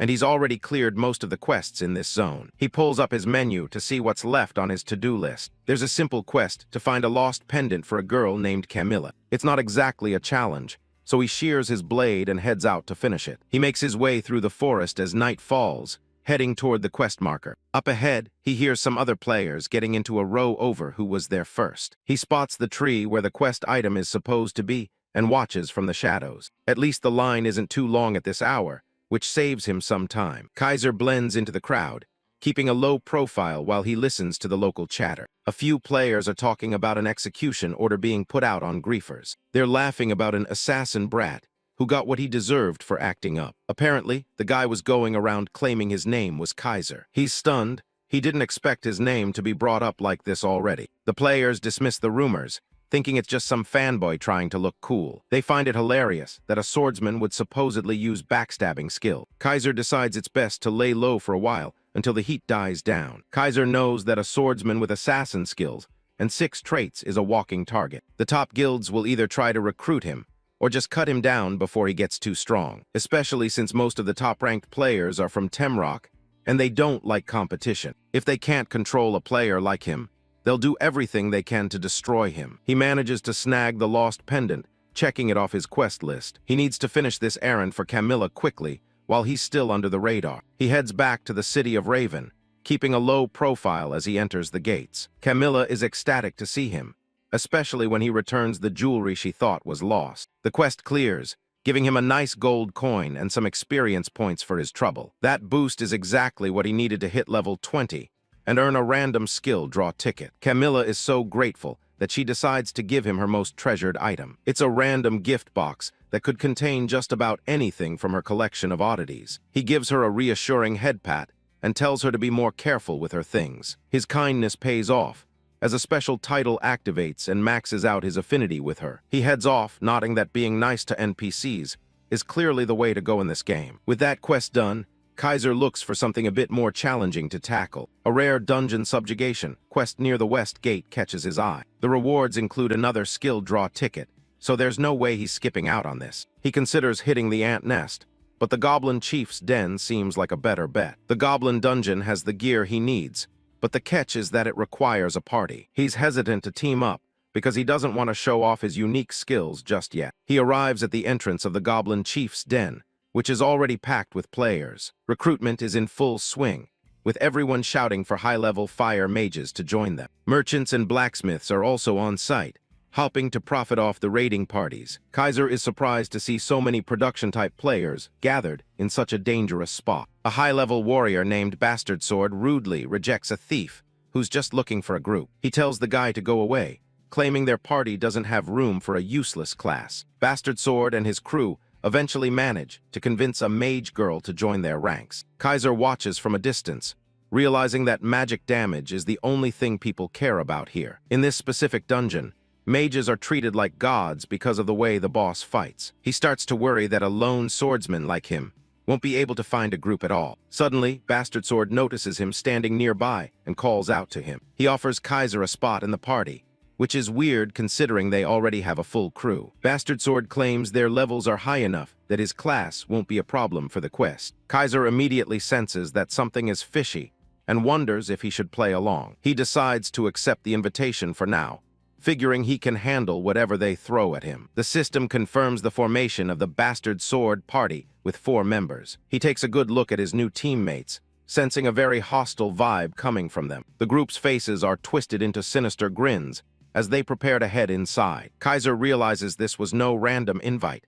They definitely know who he is. Outside the dungeon, players are whispering about a high-geared warrior who just arrived. A full warrior set and a greatsword? That's definitely him. A group of 3 players watches Kaiser from the side. Their leader, Bastard Sword, looking especially interested. Bastard Sword grins, his eyes already fixed on Kaiser's rare equipment. Kaiser stops when he hears someone calling out to him from behind. Bastard Sword approaches with a friendly smile and asks if he's looking for a party. He mentions their levels are higher, but they're just on a quest, so Kaiser is more than welcome to join. Kaiser acts grateful and accepts the invitation. The party is officially formed, and the group prepares to head in. They arrive at the entrance to the Goblin Chieftain's habitat. A system notification explains the dungeon's rare rank and entry requirements. Inside, Bastard Sword takes out a goblin scout with a single, effortless slash. He scoffs, calling the whole thing a piece of cake. Kaiser watches quietly, analyzing their power and teamwork. The system warns them that the chieftain is sending out his soldier. A horde of goblins swarm out from the dark, screeches echoing through the cave. Bastard Sword steps back and suggests Kaiser take the lead this time. The mage girl, ultimate top 10 archmage no cap, tells him it's just a chance to see how he syncs with the team. Kaiser knows exactly what they're doing. They're testing his real skill. He decides to play along for a bit and draws his heavy blade. He charges straight into the goblin ranks. Kaiser triggers charging slash, cleaving through the front line in a spray of blood. Bastard Sword watches with a smug look. Yeah, we found the right one. Shieldbeast agrees, impressed by the damage Kaiser is dealing. Kaiser moves with incredible speed, avoiding every counterattack. Bastard Sword rubs his chin, feeling like something is a bit off about the warrior's skill. Shieldbeast asks him what's bothering him. Kaiser finishes another goblin with a powerful downward swing. Bastard Sword recalls a rumor about an elite assassin who lost to a rookie who supposedly relied only on gear. The mage girl tells him to stop overthinking and just focus on the plan. Bastard Sword agrees. They'll finish the job and then deal with him. Shieldbeast signals the group to move deeper into the tunnels. He warns the others to keep their expressions in check and act natural. Kaiser continues to tear through the goblin ranks with ease. The swordsman rushed over with fake praise, acting as if he were completely overwhelmed by the performance. The mage girl joins in, saying Kaiser could have cleared the whole dungeon alone. Kaiser just smiles and says everyone is doing their part. Shieldbeast asks how Bastard Sword managed to find someone this good. Kaiser's expression turns cold. He sees right through their shameless behavior and bad manners. He realizes they're just waiting for a chance to abandon him and take his gear. Bastard Sword suggests they keep moving now that they've rested. Kaiser stares back, his eyes sharp. He knows exactly what they're up to, and he's not going down easily. Kaiser continues to slice through the goblins with cold efficiency. Shieldbeast tries to keep up, bashing a monster back with his massive shield. A sudden burst of magic detonates right next to Kaiser, but he ducks just in time. Bastard Sword snaps at his mage, telling her to aim properly. She stammers that she did, but the goblin moved. The 3 high-level players watch Kaiser with growing unease, wondering if he's really just that lucky. Little do they know, Kaiser has already figured out they're trying to accidentally hit him from behind. A system alert rings out. The boss stage has officially opened as the giant stone doors creak apart. The atmosphere shifts as the goblin chieftain detects the intruders entering his domain. Elite soldiers swarm the entrance, their stats flashing in a red warning box. A massive goblin elite leaps from the darkness with a bone-chilling roar. Bastard Sword sees his chance and orders Kaiser to handle the elites, while the rest of them move in. But Kaiser doesn't follow orders. He just disappears into the shadows, leaving them stunned. Bastard Sword spins around, looking for any sign of the rookie he thought he was leading. Reality sets in as they realize Kaiser caught on to their plan.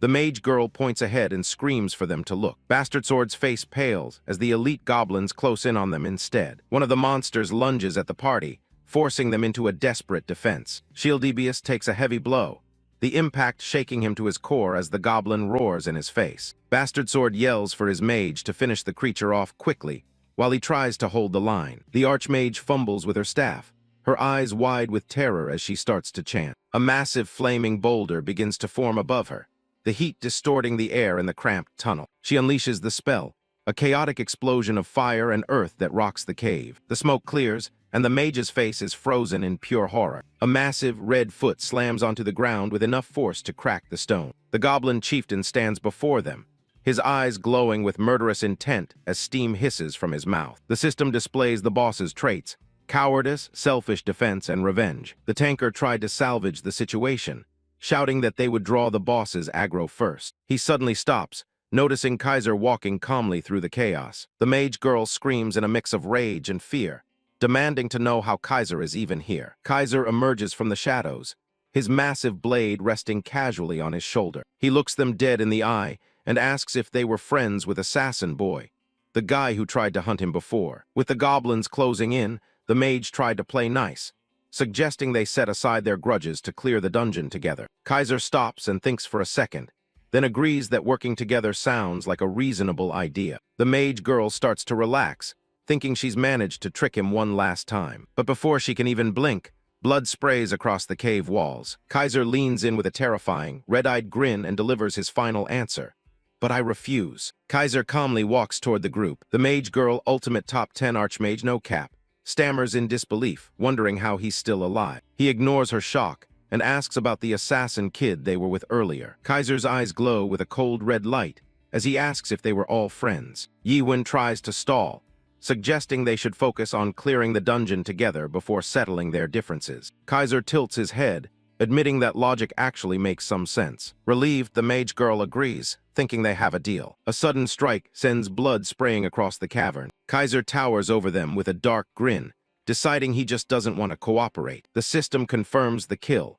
Since she was flagged as a villain, Kaiser doesn't lose any karma for ending her. He expected as much. They were never planning to play fair. He used the back grab skill to hide his presence and strike from the shadows. He looks back at the body, surprised the skill worked even on someone already dead. Yiwen is in a panic, screaming that killing their mage just doomed them all. Kaiser ignores the yelling and asks if the guy knows his motto. Yiwen can only stare in confusion. The rule is simple: never join hands with scum who try to stab you in the back. Anything built on a foundation like that is bound to rot eventually. Yiwen's eyes widen as he recognizes the dagger Kaiser is holding. Kaiser is impressed. He realized it was his friend's weapon so quickly. Yiwen can't understand how a swordsman is using an assassin's weapon, or what he thinks he can do with it. He warns Kaiser that he'll never clear the dungeon alone if he kills them. He points out the Goblin Chieftain's special defense trait. The boss completely blocks all physical attacks. Yiwen laughs, saying mages are the only ones who matter here, and a dagger is useless. Kaiser just calmly mentions status ailments. He spins the blade,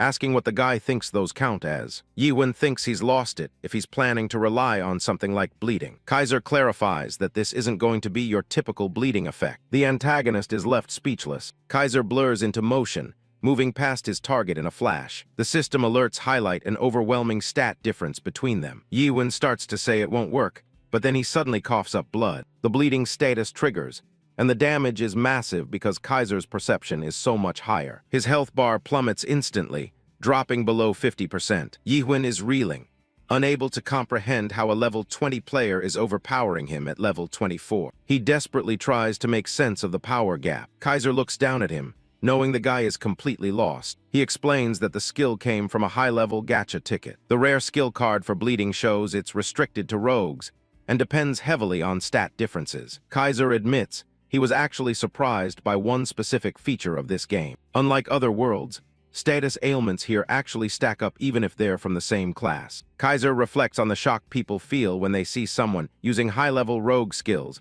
with such precision. Yiwen is coughing up blood, unable to believe the insane damage output coming from a lower-level player. With his last bit of strength, he accuses Kaiser of being a hacker. The system confirms the kill, officially removing the player Bastard Sword from the game. Since the group was flagged as villains, Kaiser's karma stat doesn't take a hit for the kill. He just sighs, bored by the predictable excuses every loser makes before they die. The paladin screams in horror as he watches his leader go down. The realization hits him that he's the only one left standing in this nightmare. He looks at the corpses of his teammates, wondering how their plan to jump Kaiser went so horribly wrong. Kaiser's eyes flare with a murderous red light. The mistake wasn't the plan, it was thinking they could handle him. The paladin finally understands that they never should have started this fight in the first place. He turns to run, desperate to escape before he becomes the next casualty. But Kaiser moves faster, swinging his blade in a wide, bloody arc. The paladin is driven to his knees, immediately suffering from the bleeding effect. The system notes the massive damage increase, caused by the overwhelming difference in their stats. He's hanging by a thread, staring at the floor in absolute shock. Another notification pops up. The player buying Oop Paladin has been eliminated. The dungeon floor is now a graveyard for the villains who tried to betray him. Kaiser checks his blade, satisfied that investing 15 points into strength was the right move. His stat window shows he's pushed his physical power to the limit, hopping it's enough for what's coming. A massive red-skinned monster looms in the shadows, watching him. The ground is littered with the bodies of its fallen subordinates. The goblin chieftain lets out an earth-shaking roar, enraged by the slaughter of its kind. Kaiser looks up, unfazed by the beast's fury. He realizes he still needs to finish the job and clear out the last guy here. A dark smirk plays on his lips as he asks if the boss is ready to have some fun. The giant beast lunges through the air, aiming to crush him. Kaiser plants his foot and readies his counterattack. He lands a crushing kick right to the chieftain's jaw. The force of the blow sends teeth and blood flying into the air. He follows up with a lightning-fast slash across the monster's face. The massive red brute is sent tumbling backward into the dirt. Kaiser stands his ground,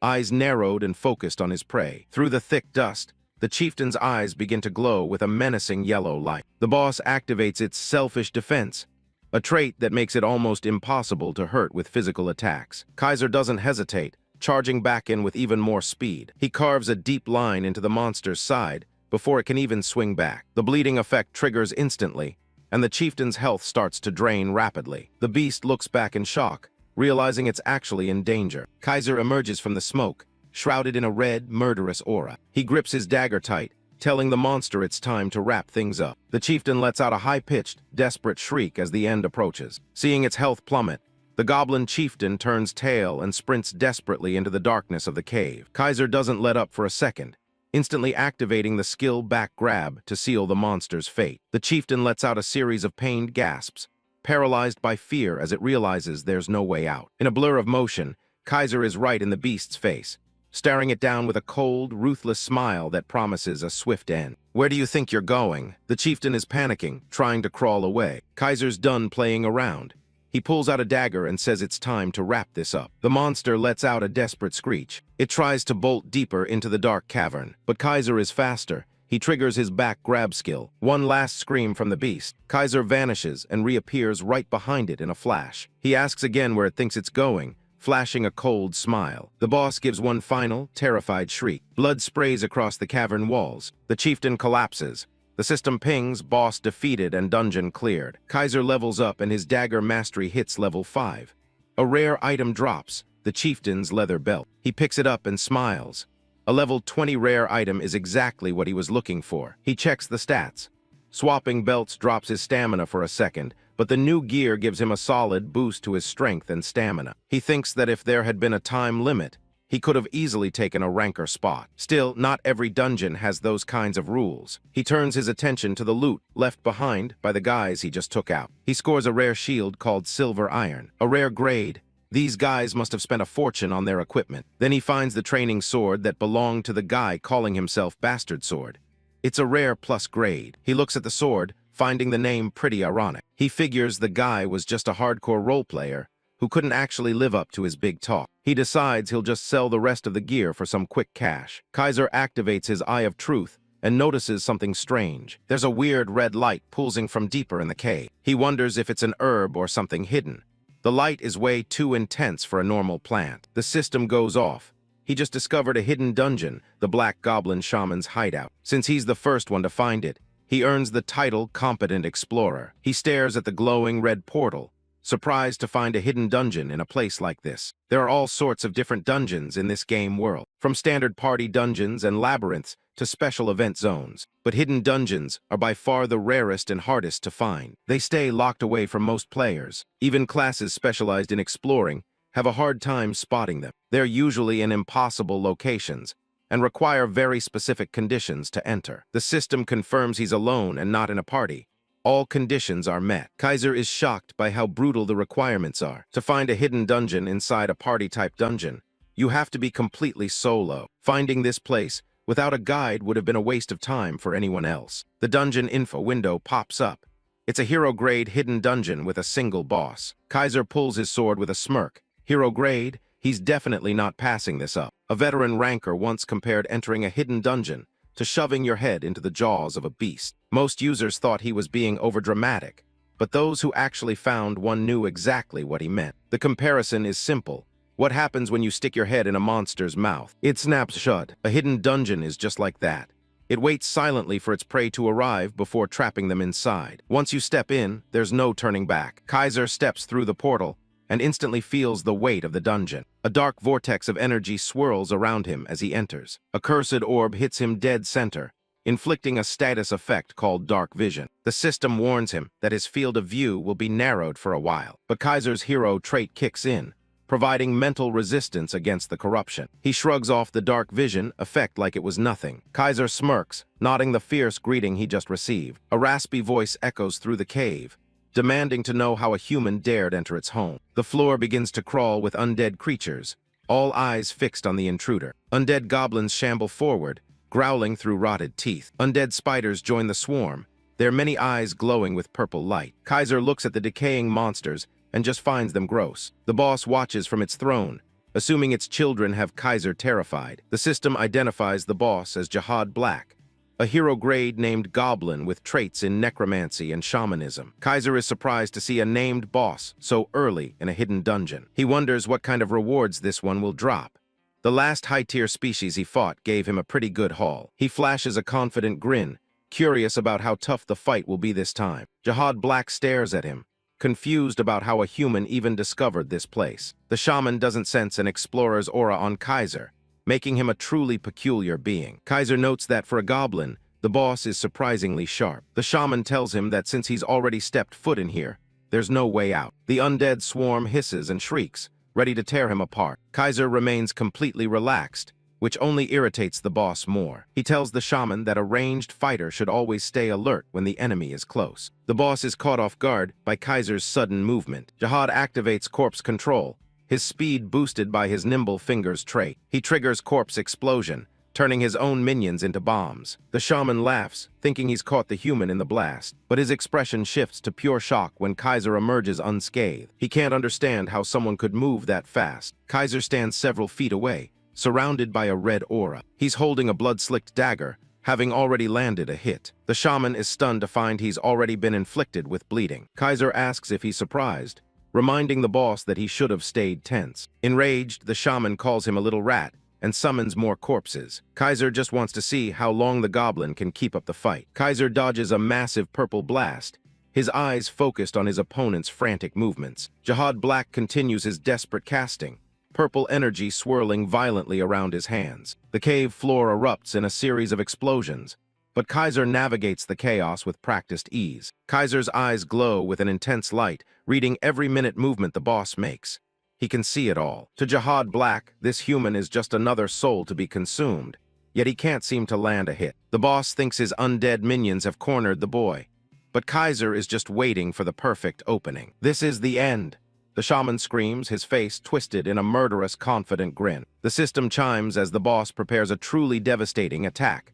Great corpse explosion. The resulting blast is massive, filling the cavern with purple light, yet Kaiser is already out of range. Desperate, Jihad Black swings his arms, trying to catch the elusive intruder in his necrotic spells. Kaiser weaves through the chaotic mess of energy beams with the grace of a seasoned veteran. He realizes he can predict exactly where the next strike will land and what the boss plans next. The shaman pours even more mana into his spells, determined to finish this insolent human. The purple haze of necrotic energy thickens, threatening to swallow Kaiser whole as the corpses close in. It's over, Jihad yells, certain that his latest combined spell has finally trapped his prey. A system notification confirms the boss is using his corpse substitution art to trigger another explosion. The dungeon shakes from the force of the blast as the shaman detonates his own minions at point-blank range. Jihad Black gloats, thinking Kaiser is dead, but a system message reveals his mark on the target has vanished. A shadow looms behind the shaman,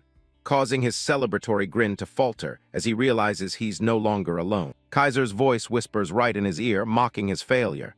Did your skill miss? Before the boss can even turn around, Kaiser's fist connects solidly with his jaw in a powerful punch. The force of the blow sends the goblin shaman tumbling backward across the jagged stone floor. Jihad Black wheezes, green ichor dripping from his mouth as he struggles to comprehend the human's speed. Kaiser stands over his fallen foe, his expression one of cold, bored indifference. A dark, fiery aura begins to radiate from Kaiser, making him look more like a monster than the boss. The shaman managed to sputter out a threat of revenge, his green eyes wide with terror. Kaiser doesn't give him a chance to recover, delivering a brutal punch that silences the boss's whining. He follows up with another strike to the face, determined to end this mockery of a fight quickly. A flurry of blows rains down on the boss, each one landing with sickening force. W8, Jihad Black screams, begging for a reprieve as Kaiser pauses, his hands stained with green blood. The boss whines about foul play, clutching his face and crying that hitting his bones is against the rules. Kaiser stares down at the pathetic, sniveling creature,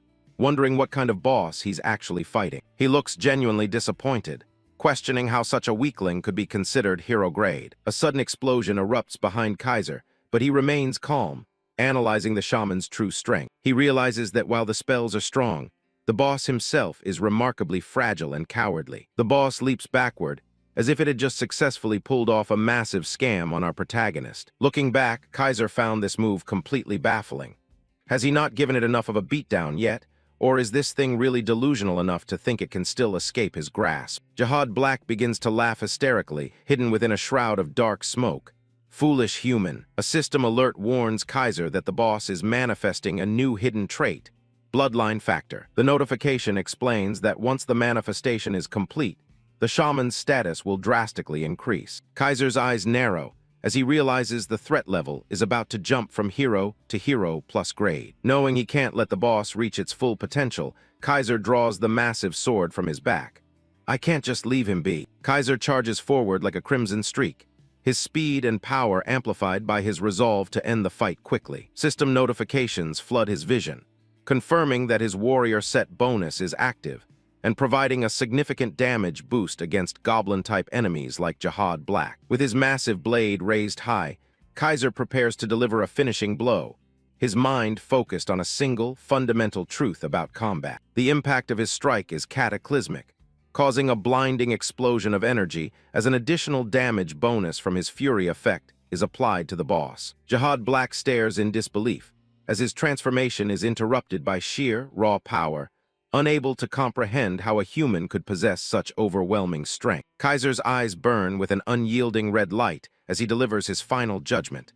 In the face of truly overwhelming damage, all enemies are equal. A final strike cuts through the darkness. Jihad Black lets out one last scream before he's completely obliterated. The system confirms the dungeon clear. Kang Do-yun, Kaiser, stands victorious as the achievement is logged in his adventure book. A pillar of light signals a level up along with the loot drop. He scores a hero-grade Vengeful Spirit Orb from the shaman. Next up is the shaman's robe, another hero-grade item that hides the user's face. Kaiser checks out the new cloak, impressed by the high-tier rewards. It's a bit of an odd piece of gear, but he's not complaining. Then things get weird with an unidentified item called Trace of a Forgotten Clan. He's seen stuff like this before in his past life, but its purpose is still a mystery. He shrugs it off for now. Something else caught his eye. It's an unidentified card. In this game, cards are used for everything from skills to enchanting. Even powerful boss monsters get turned into cards once they're defeated. Kaiser takes a closer look at his newest acquisition. It's the Jihad Black card, a hero-grade item that lets him summon the boss as a guardian. A guardian, this could be big. Guardians are basically personal bodyguards for players. Usually, it's things like fire salamanders or stone golems. Kaiser isn't exactly jumping for joy, yet since most of them are useless. Unless you're a top-tier ranker with legendary beasts, they usually just drain your gold. Still, he taps summon to see what he's working with. Bolts of energy crackle, and a tiny, pathetic-looking goblin pops out. This is the hero-grade, Jihad Black. His loyalty is sitting at a big fat 0. Most of his skills are locked too, because his level is so low. The little guy isn't happy about the situation either, immediately yelling at Kaiser. Kaiser stares down at the shrimp, wondering if he got ripped off. He was expecting something majestic like a Pegasus. Not this. Jihad is already throwing a tantrum about being a filthy human's servant. He just stays on the ground, crying about his miserable fate. Kaiser reads over the traits: opportunist, strong against the weak.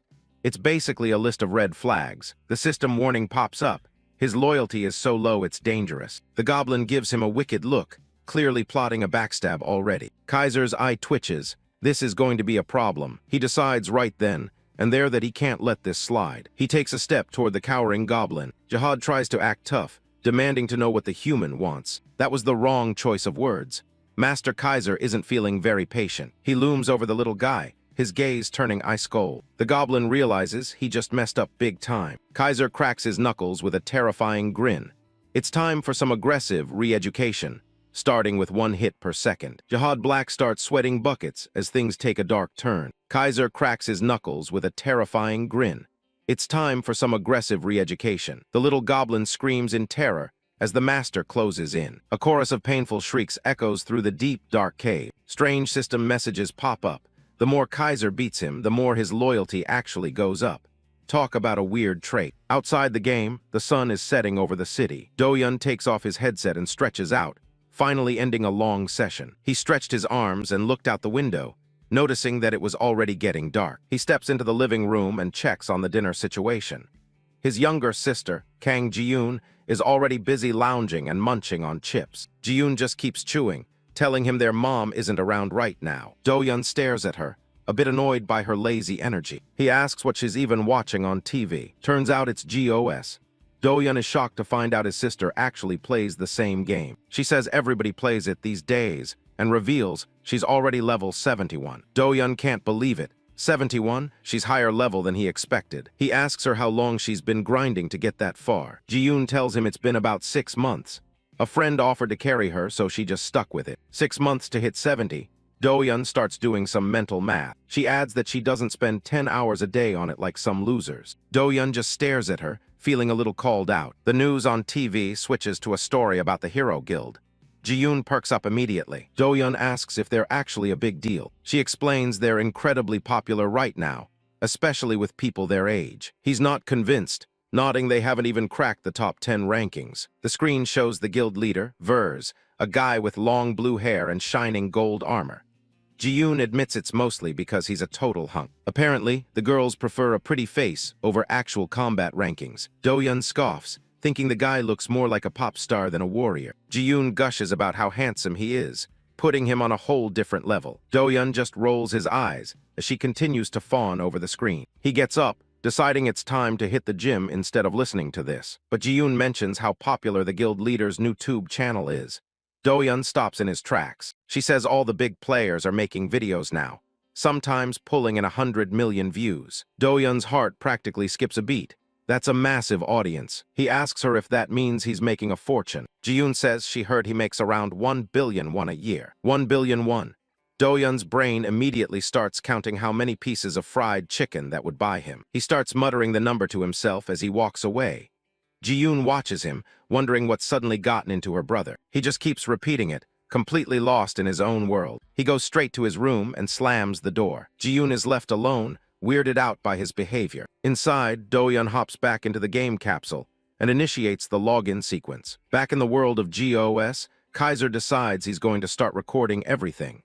If people are making billions, he's getting a slice of that pie. Jihad Black is waiting right there as Kaiser steps back into the dungeon. Kaiser notices the little guy is skipping the formalities already. The goblin quickly tries to correct himself, but Kaiser tells him to just use whatever name feels comfortable. Kaiser pulls out some spare gear and tosses it over to his new servant. He explains that he can't use it yet anyway, and the goblin might as well look the part. Jihad is overjoyed at the gift, but strangely enough, his loyalty stat actually takes a small dip. Kaiser is immediately annoyed. Why is the loyalty going down for a gift? The goblin gushes with thanks, and just as fast as it dropped, the loyalty points shoot right back up. Kaiser sighs, realizing this little guy's loyalty is about as stable as a rubber band. Now wearing a dark hooded cloak, Jihad asks where their next destination is. Kaiser gives a confident smirk, telling him they're about to do some serious running. Jihad looks a bit confused, not quite sure what his master has in mind. The pair starts tearing through the forest, leaving a trail of broken monsters in their wake. System messages confirm they've taken down a red goblin and a giant spider with ease. Jihad looks down at the carnage, pretending to feel sorry for the poor things they just slaughtered. Kaiser rests his massive, bloodied sword on his shoulder and calls the goblin over. He gestures for the little guy to hurry it up. It's time for a different kind of lesson. Seeing the master's command, the little guy came scurrying over and presented himself immediately. Kaiser sits back on a log and tells Jihad to gather the loot and try out some necromancy on the bodies. Jihad gets right to work, tossing aside the monster's weapons. He stands over the fresh corpse of a goblin ready to see if he can bring it back. He begins a strange, rhythmic chant as dark purple energy starts to swirl around the clearing. The dead goblin's eyes ignite with a sinister purple glow as it's forced back into a semblance of life. Kaiser watches with genuine surprise. The little guy actually pulled it off. Jihad proudly presents his small squad of 3 undead goblins, though he admits he's hit his limit for now. Kaiser is impressed. Having a small army for grunt work is going to be incredibly useful. The undead thralls let out a series of screeching cries, waiting for their next command. Suddenly, the 3 undead goblins sprint off into the dark forest. Kaiser is left wondering where they're going. He asks his guardian what exactly he told them to do. Jihad gives a cheeky grin, explaining he just ordered them to go pick up all the loot for them. Kaiser is half annoyed and half impressed. The goblin is already delegating his chores. He starts wondering how much longer it'll take to grind his way to the next level. He needs bigger targets. Jihad perks up at the mention of elite mobs, saying he knows exactly where they like to hang out. Kaiser stops in his tracks.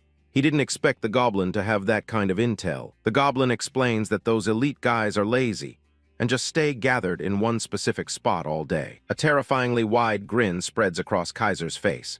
A whole group of elites just sitting there waiting to be farmed? That's music to his ears. It's time to find these elites and give them a very warm, violent welcome. Kaiser kicks back on a log, wondering how the heck he's gonna grind out those next 2 levels. Jihad Black pipes up, telling his master he knows exactly where a bunch of elite mobs are hiding out. Kaiser looks over, a bit surprised the little guy is actually being useful for once. Apparently, these monsters just sit around in a group all day doing absolutely nothing. Grouped up elite mobs, Kaiser's eyes light up. That's the exact jackpot he was looking for. The 2 of them head deep into the woods to track down the camp. Sure enough, there's a whole pack of them just chilling around a bonfire. They stake out the place from the bushes, with Jihad making sure this is the target his master wanted. Kaiser just grins. This is even better than he expected. Just as he's eyeing them down, a new quest notification pops up for the Trial of the Warriors. The rewards are solid. 100 gold, a nice chunk of EXP, and an intermediate skill draw ticket. Kaiser is all in. He's not leaving until that skill ticket is in his inventory. One of the goblins is just trying to enjoy his lunch when he realizes something's wrong. Kaiser doesn't give them a chance to react and lunges straight into the middle of the camp. He gives them a quick "hey there," with a smirk right before the carnage begins. A goblin roars and swings his sword, but Kaiser is already 2 steps ahead. He easily leaps over the strike, making the monster's best effort look slow. He hits the ground running, already picking out the next target to take down. The monster barely has time to look shocked before a boot comes flying at his head. A massive kick connects right with his jaw. Blood and teeth go flying as the impact sends the goblin reeling backward. The rest of the pack tries to swarm him, but Kaiser is just getting started. He pulls out a dagger, electricity crackling along the blade as he primes a skill. Using Vital Thrust, he zips through the crowd, leaving a trail of slashes behind him. One guy takes the hit so hard, he's immediately slapped with a bleeding status effect. Kaiser keeps the momentum going,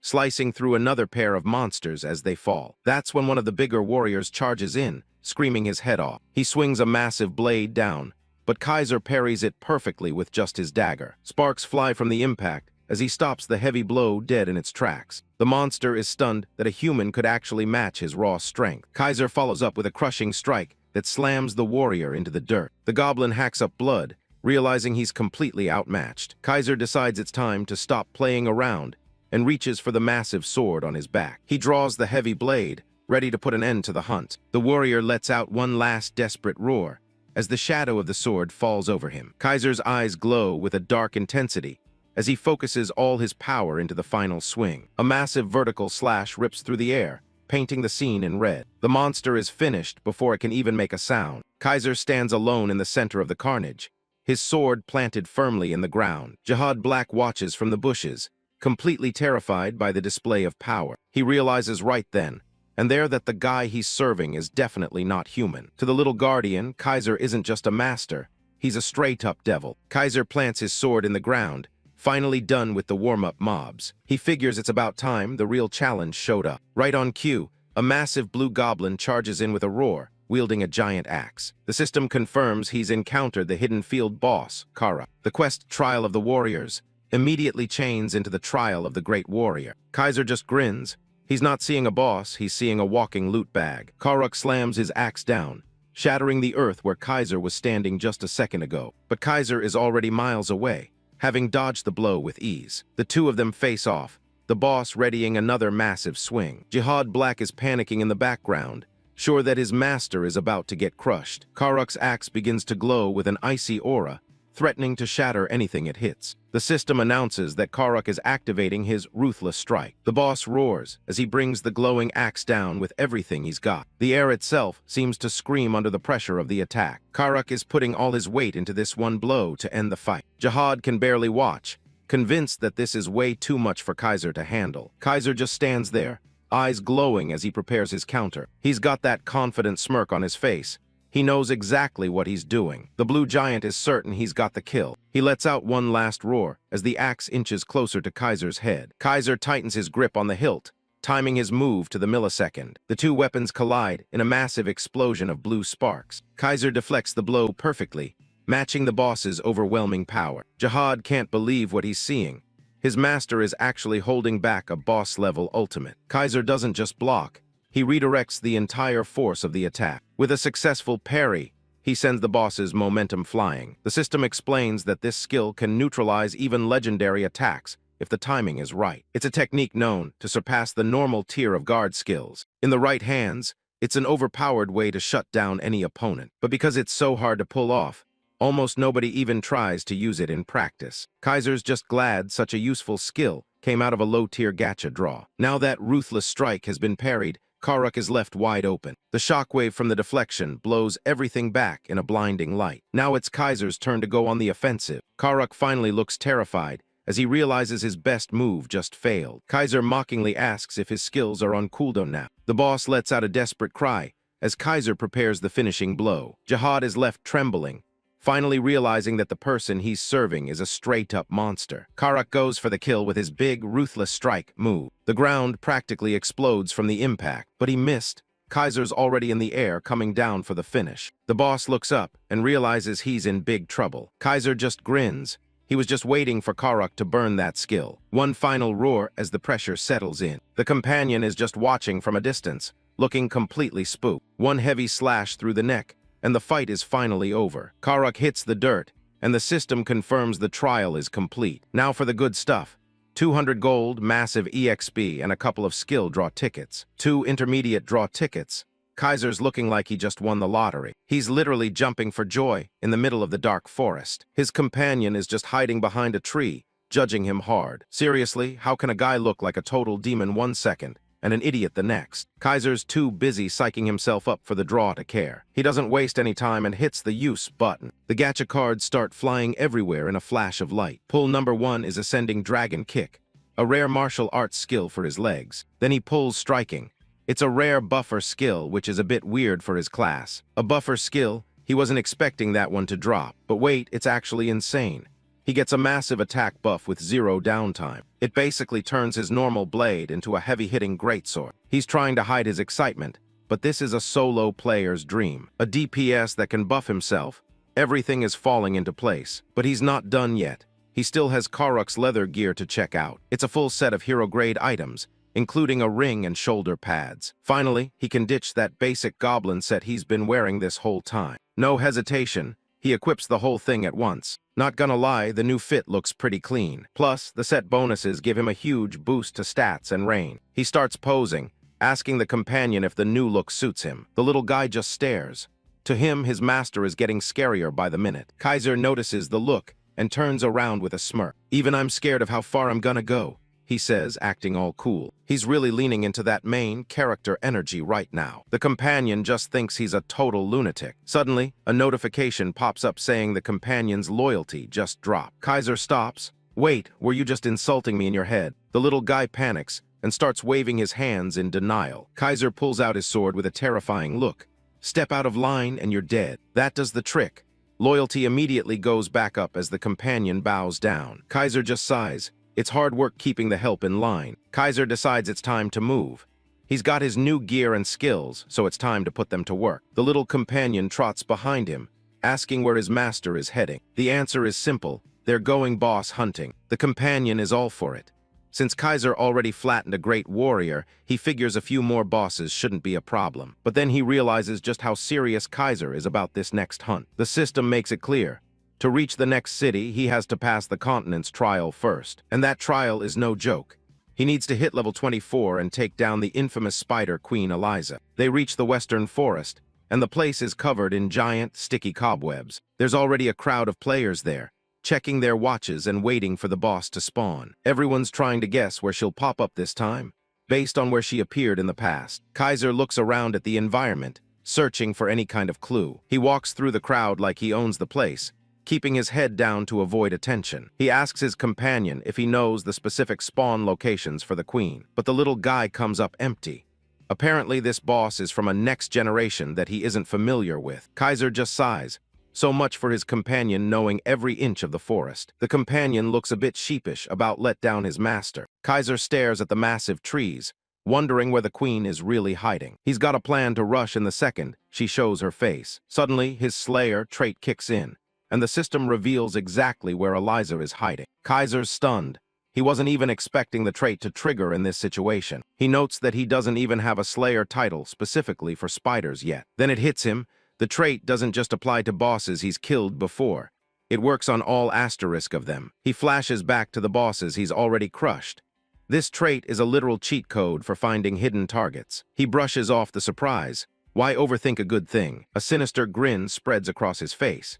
This means he can monopolize the boss before anyone else even knows it's there. While the other players are standing around confused, Kaiser makes his move. He finds a hidden cave entrance where a haunting voice is crying out a name over and over. He steps inside, and the system confirms he's finally encountered Spider Queen Eliza. He can't believe it. The plan actually worked out perfectly. The companion is absolutely floored. He has no idea how Kaiser found this hidden spot so fast. Kaiser just tells him to relax and enjoy the easy gains. Then they see her in the darkness. This thing is absolutely massive. Eliza isn't just a big bug. She's an elite field boss with deadly poison and spider sensors. The spider lets out a screech, calling out her own name into the cave. Kaiser's expression shifts. It's time to get to work. The queen strikes with her massive legs, but she's way too slow for him. Kaiser triggers his back grab skill, ready to get behind her. He vanishes and reappears right in her blind spot. The spider realizes too late that her enemy has moved behind her. Kaiser charges up his new skill, a massive golden dragon spiraling around him. He lets loose with an ascending dragon kick, getting a nice damage boost from his gear. The impact is brutal. The spider cries out in pain as the hit connects. Kaiser's eyes glow with a fierce, golden light as the energy of his attack surges around him. He isn't just playing a game anymore. He's here to dominate, and he's just getting started. Kaiser opens up the engagement with a clean backstab. The Spider Queen is caught completely off guard by the sudden strike. She lets out a pained shriek as the hit connects. Kaiser doesn't let up, channeling a massive surge of golden energy into his next move. He slams an ascending dragon kick right into the boss's face. The spider cries out her own name as the extra damage from the set bonus kicks in. Kaiser keeps his focus, looking for the next opening in her defense. He lands heavily, the force of his descent cracking the cavern floor. Without a second's rest, he's back on the move, dashing across the dark chamber. Eliza looks stunned, barely able to keep up with his speed. Kaiser unleashes a flurry of rapid-fire slashes that light up the cave. He skids to a halt, already preparing his next skill. He lunges forward again, closing the distance in a heartbeat. Kaiser activates the striking buff, and his attack power spikes. Shrouded in orange energy, he charges back into the fray. Eliza stares back with wide, glowing eyes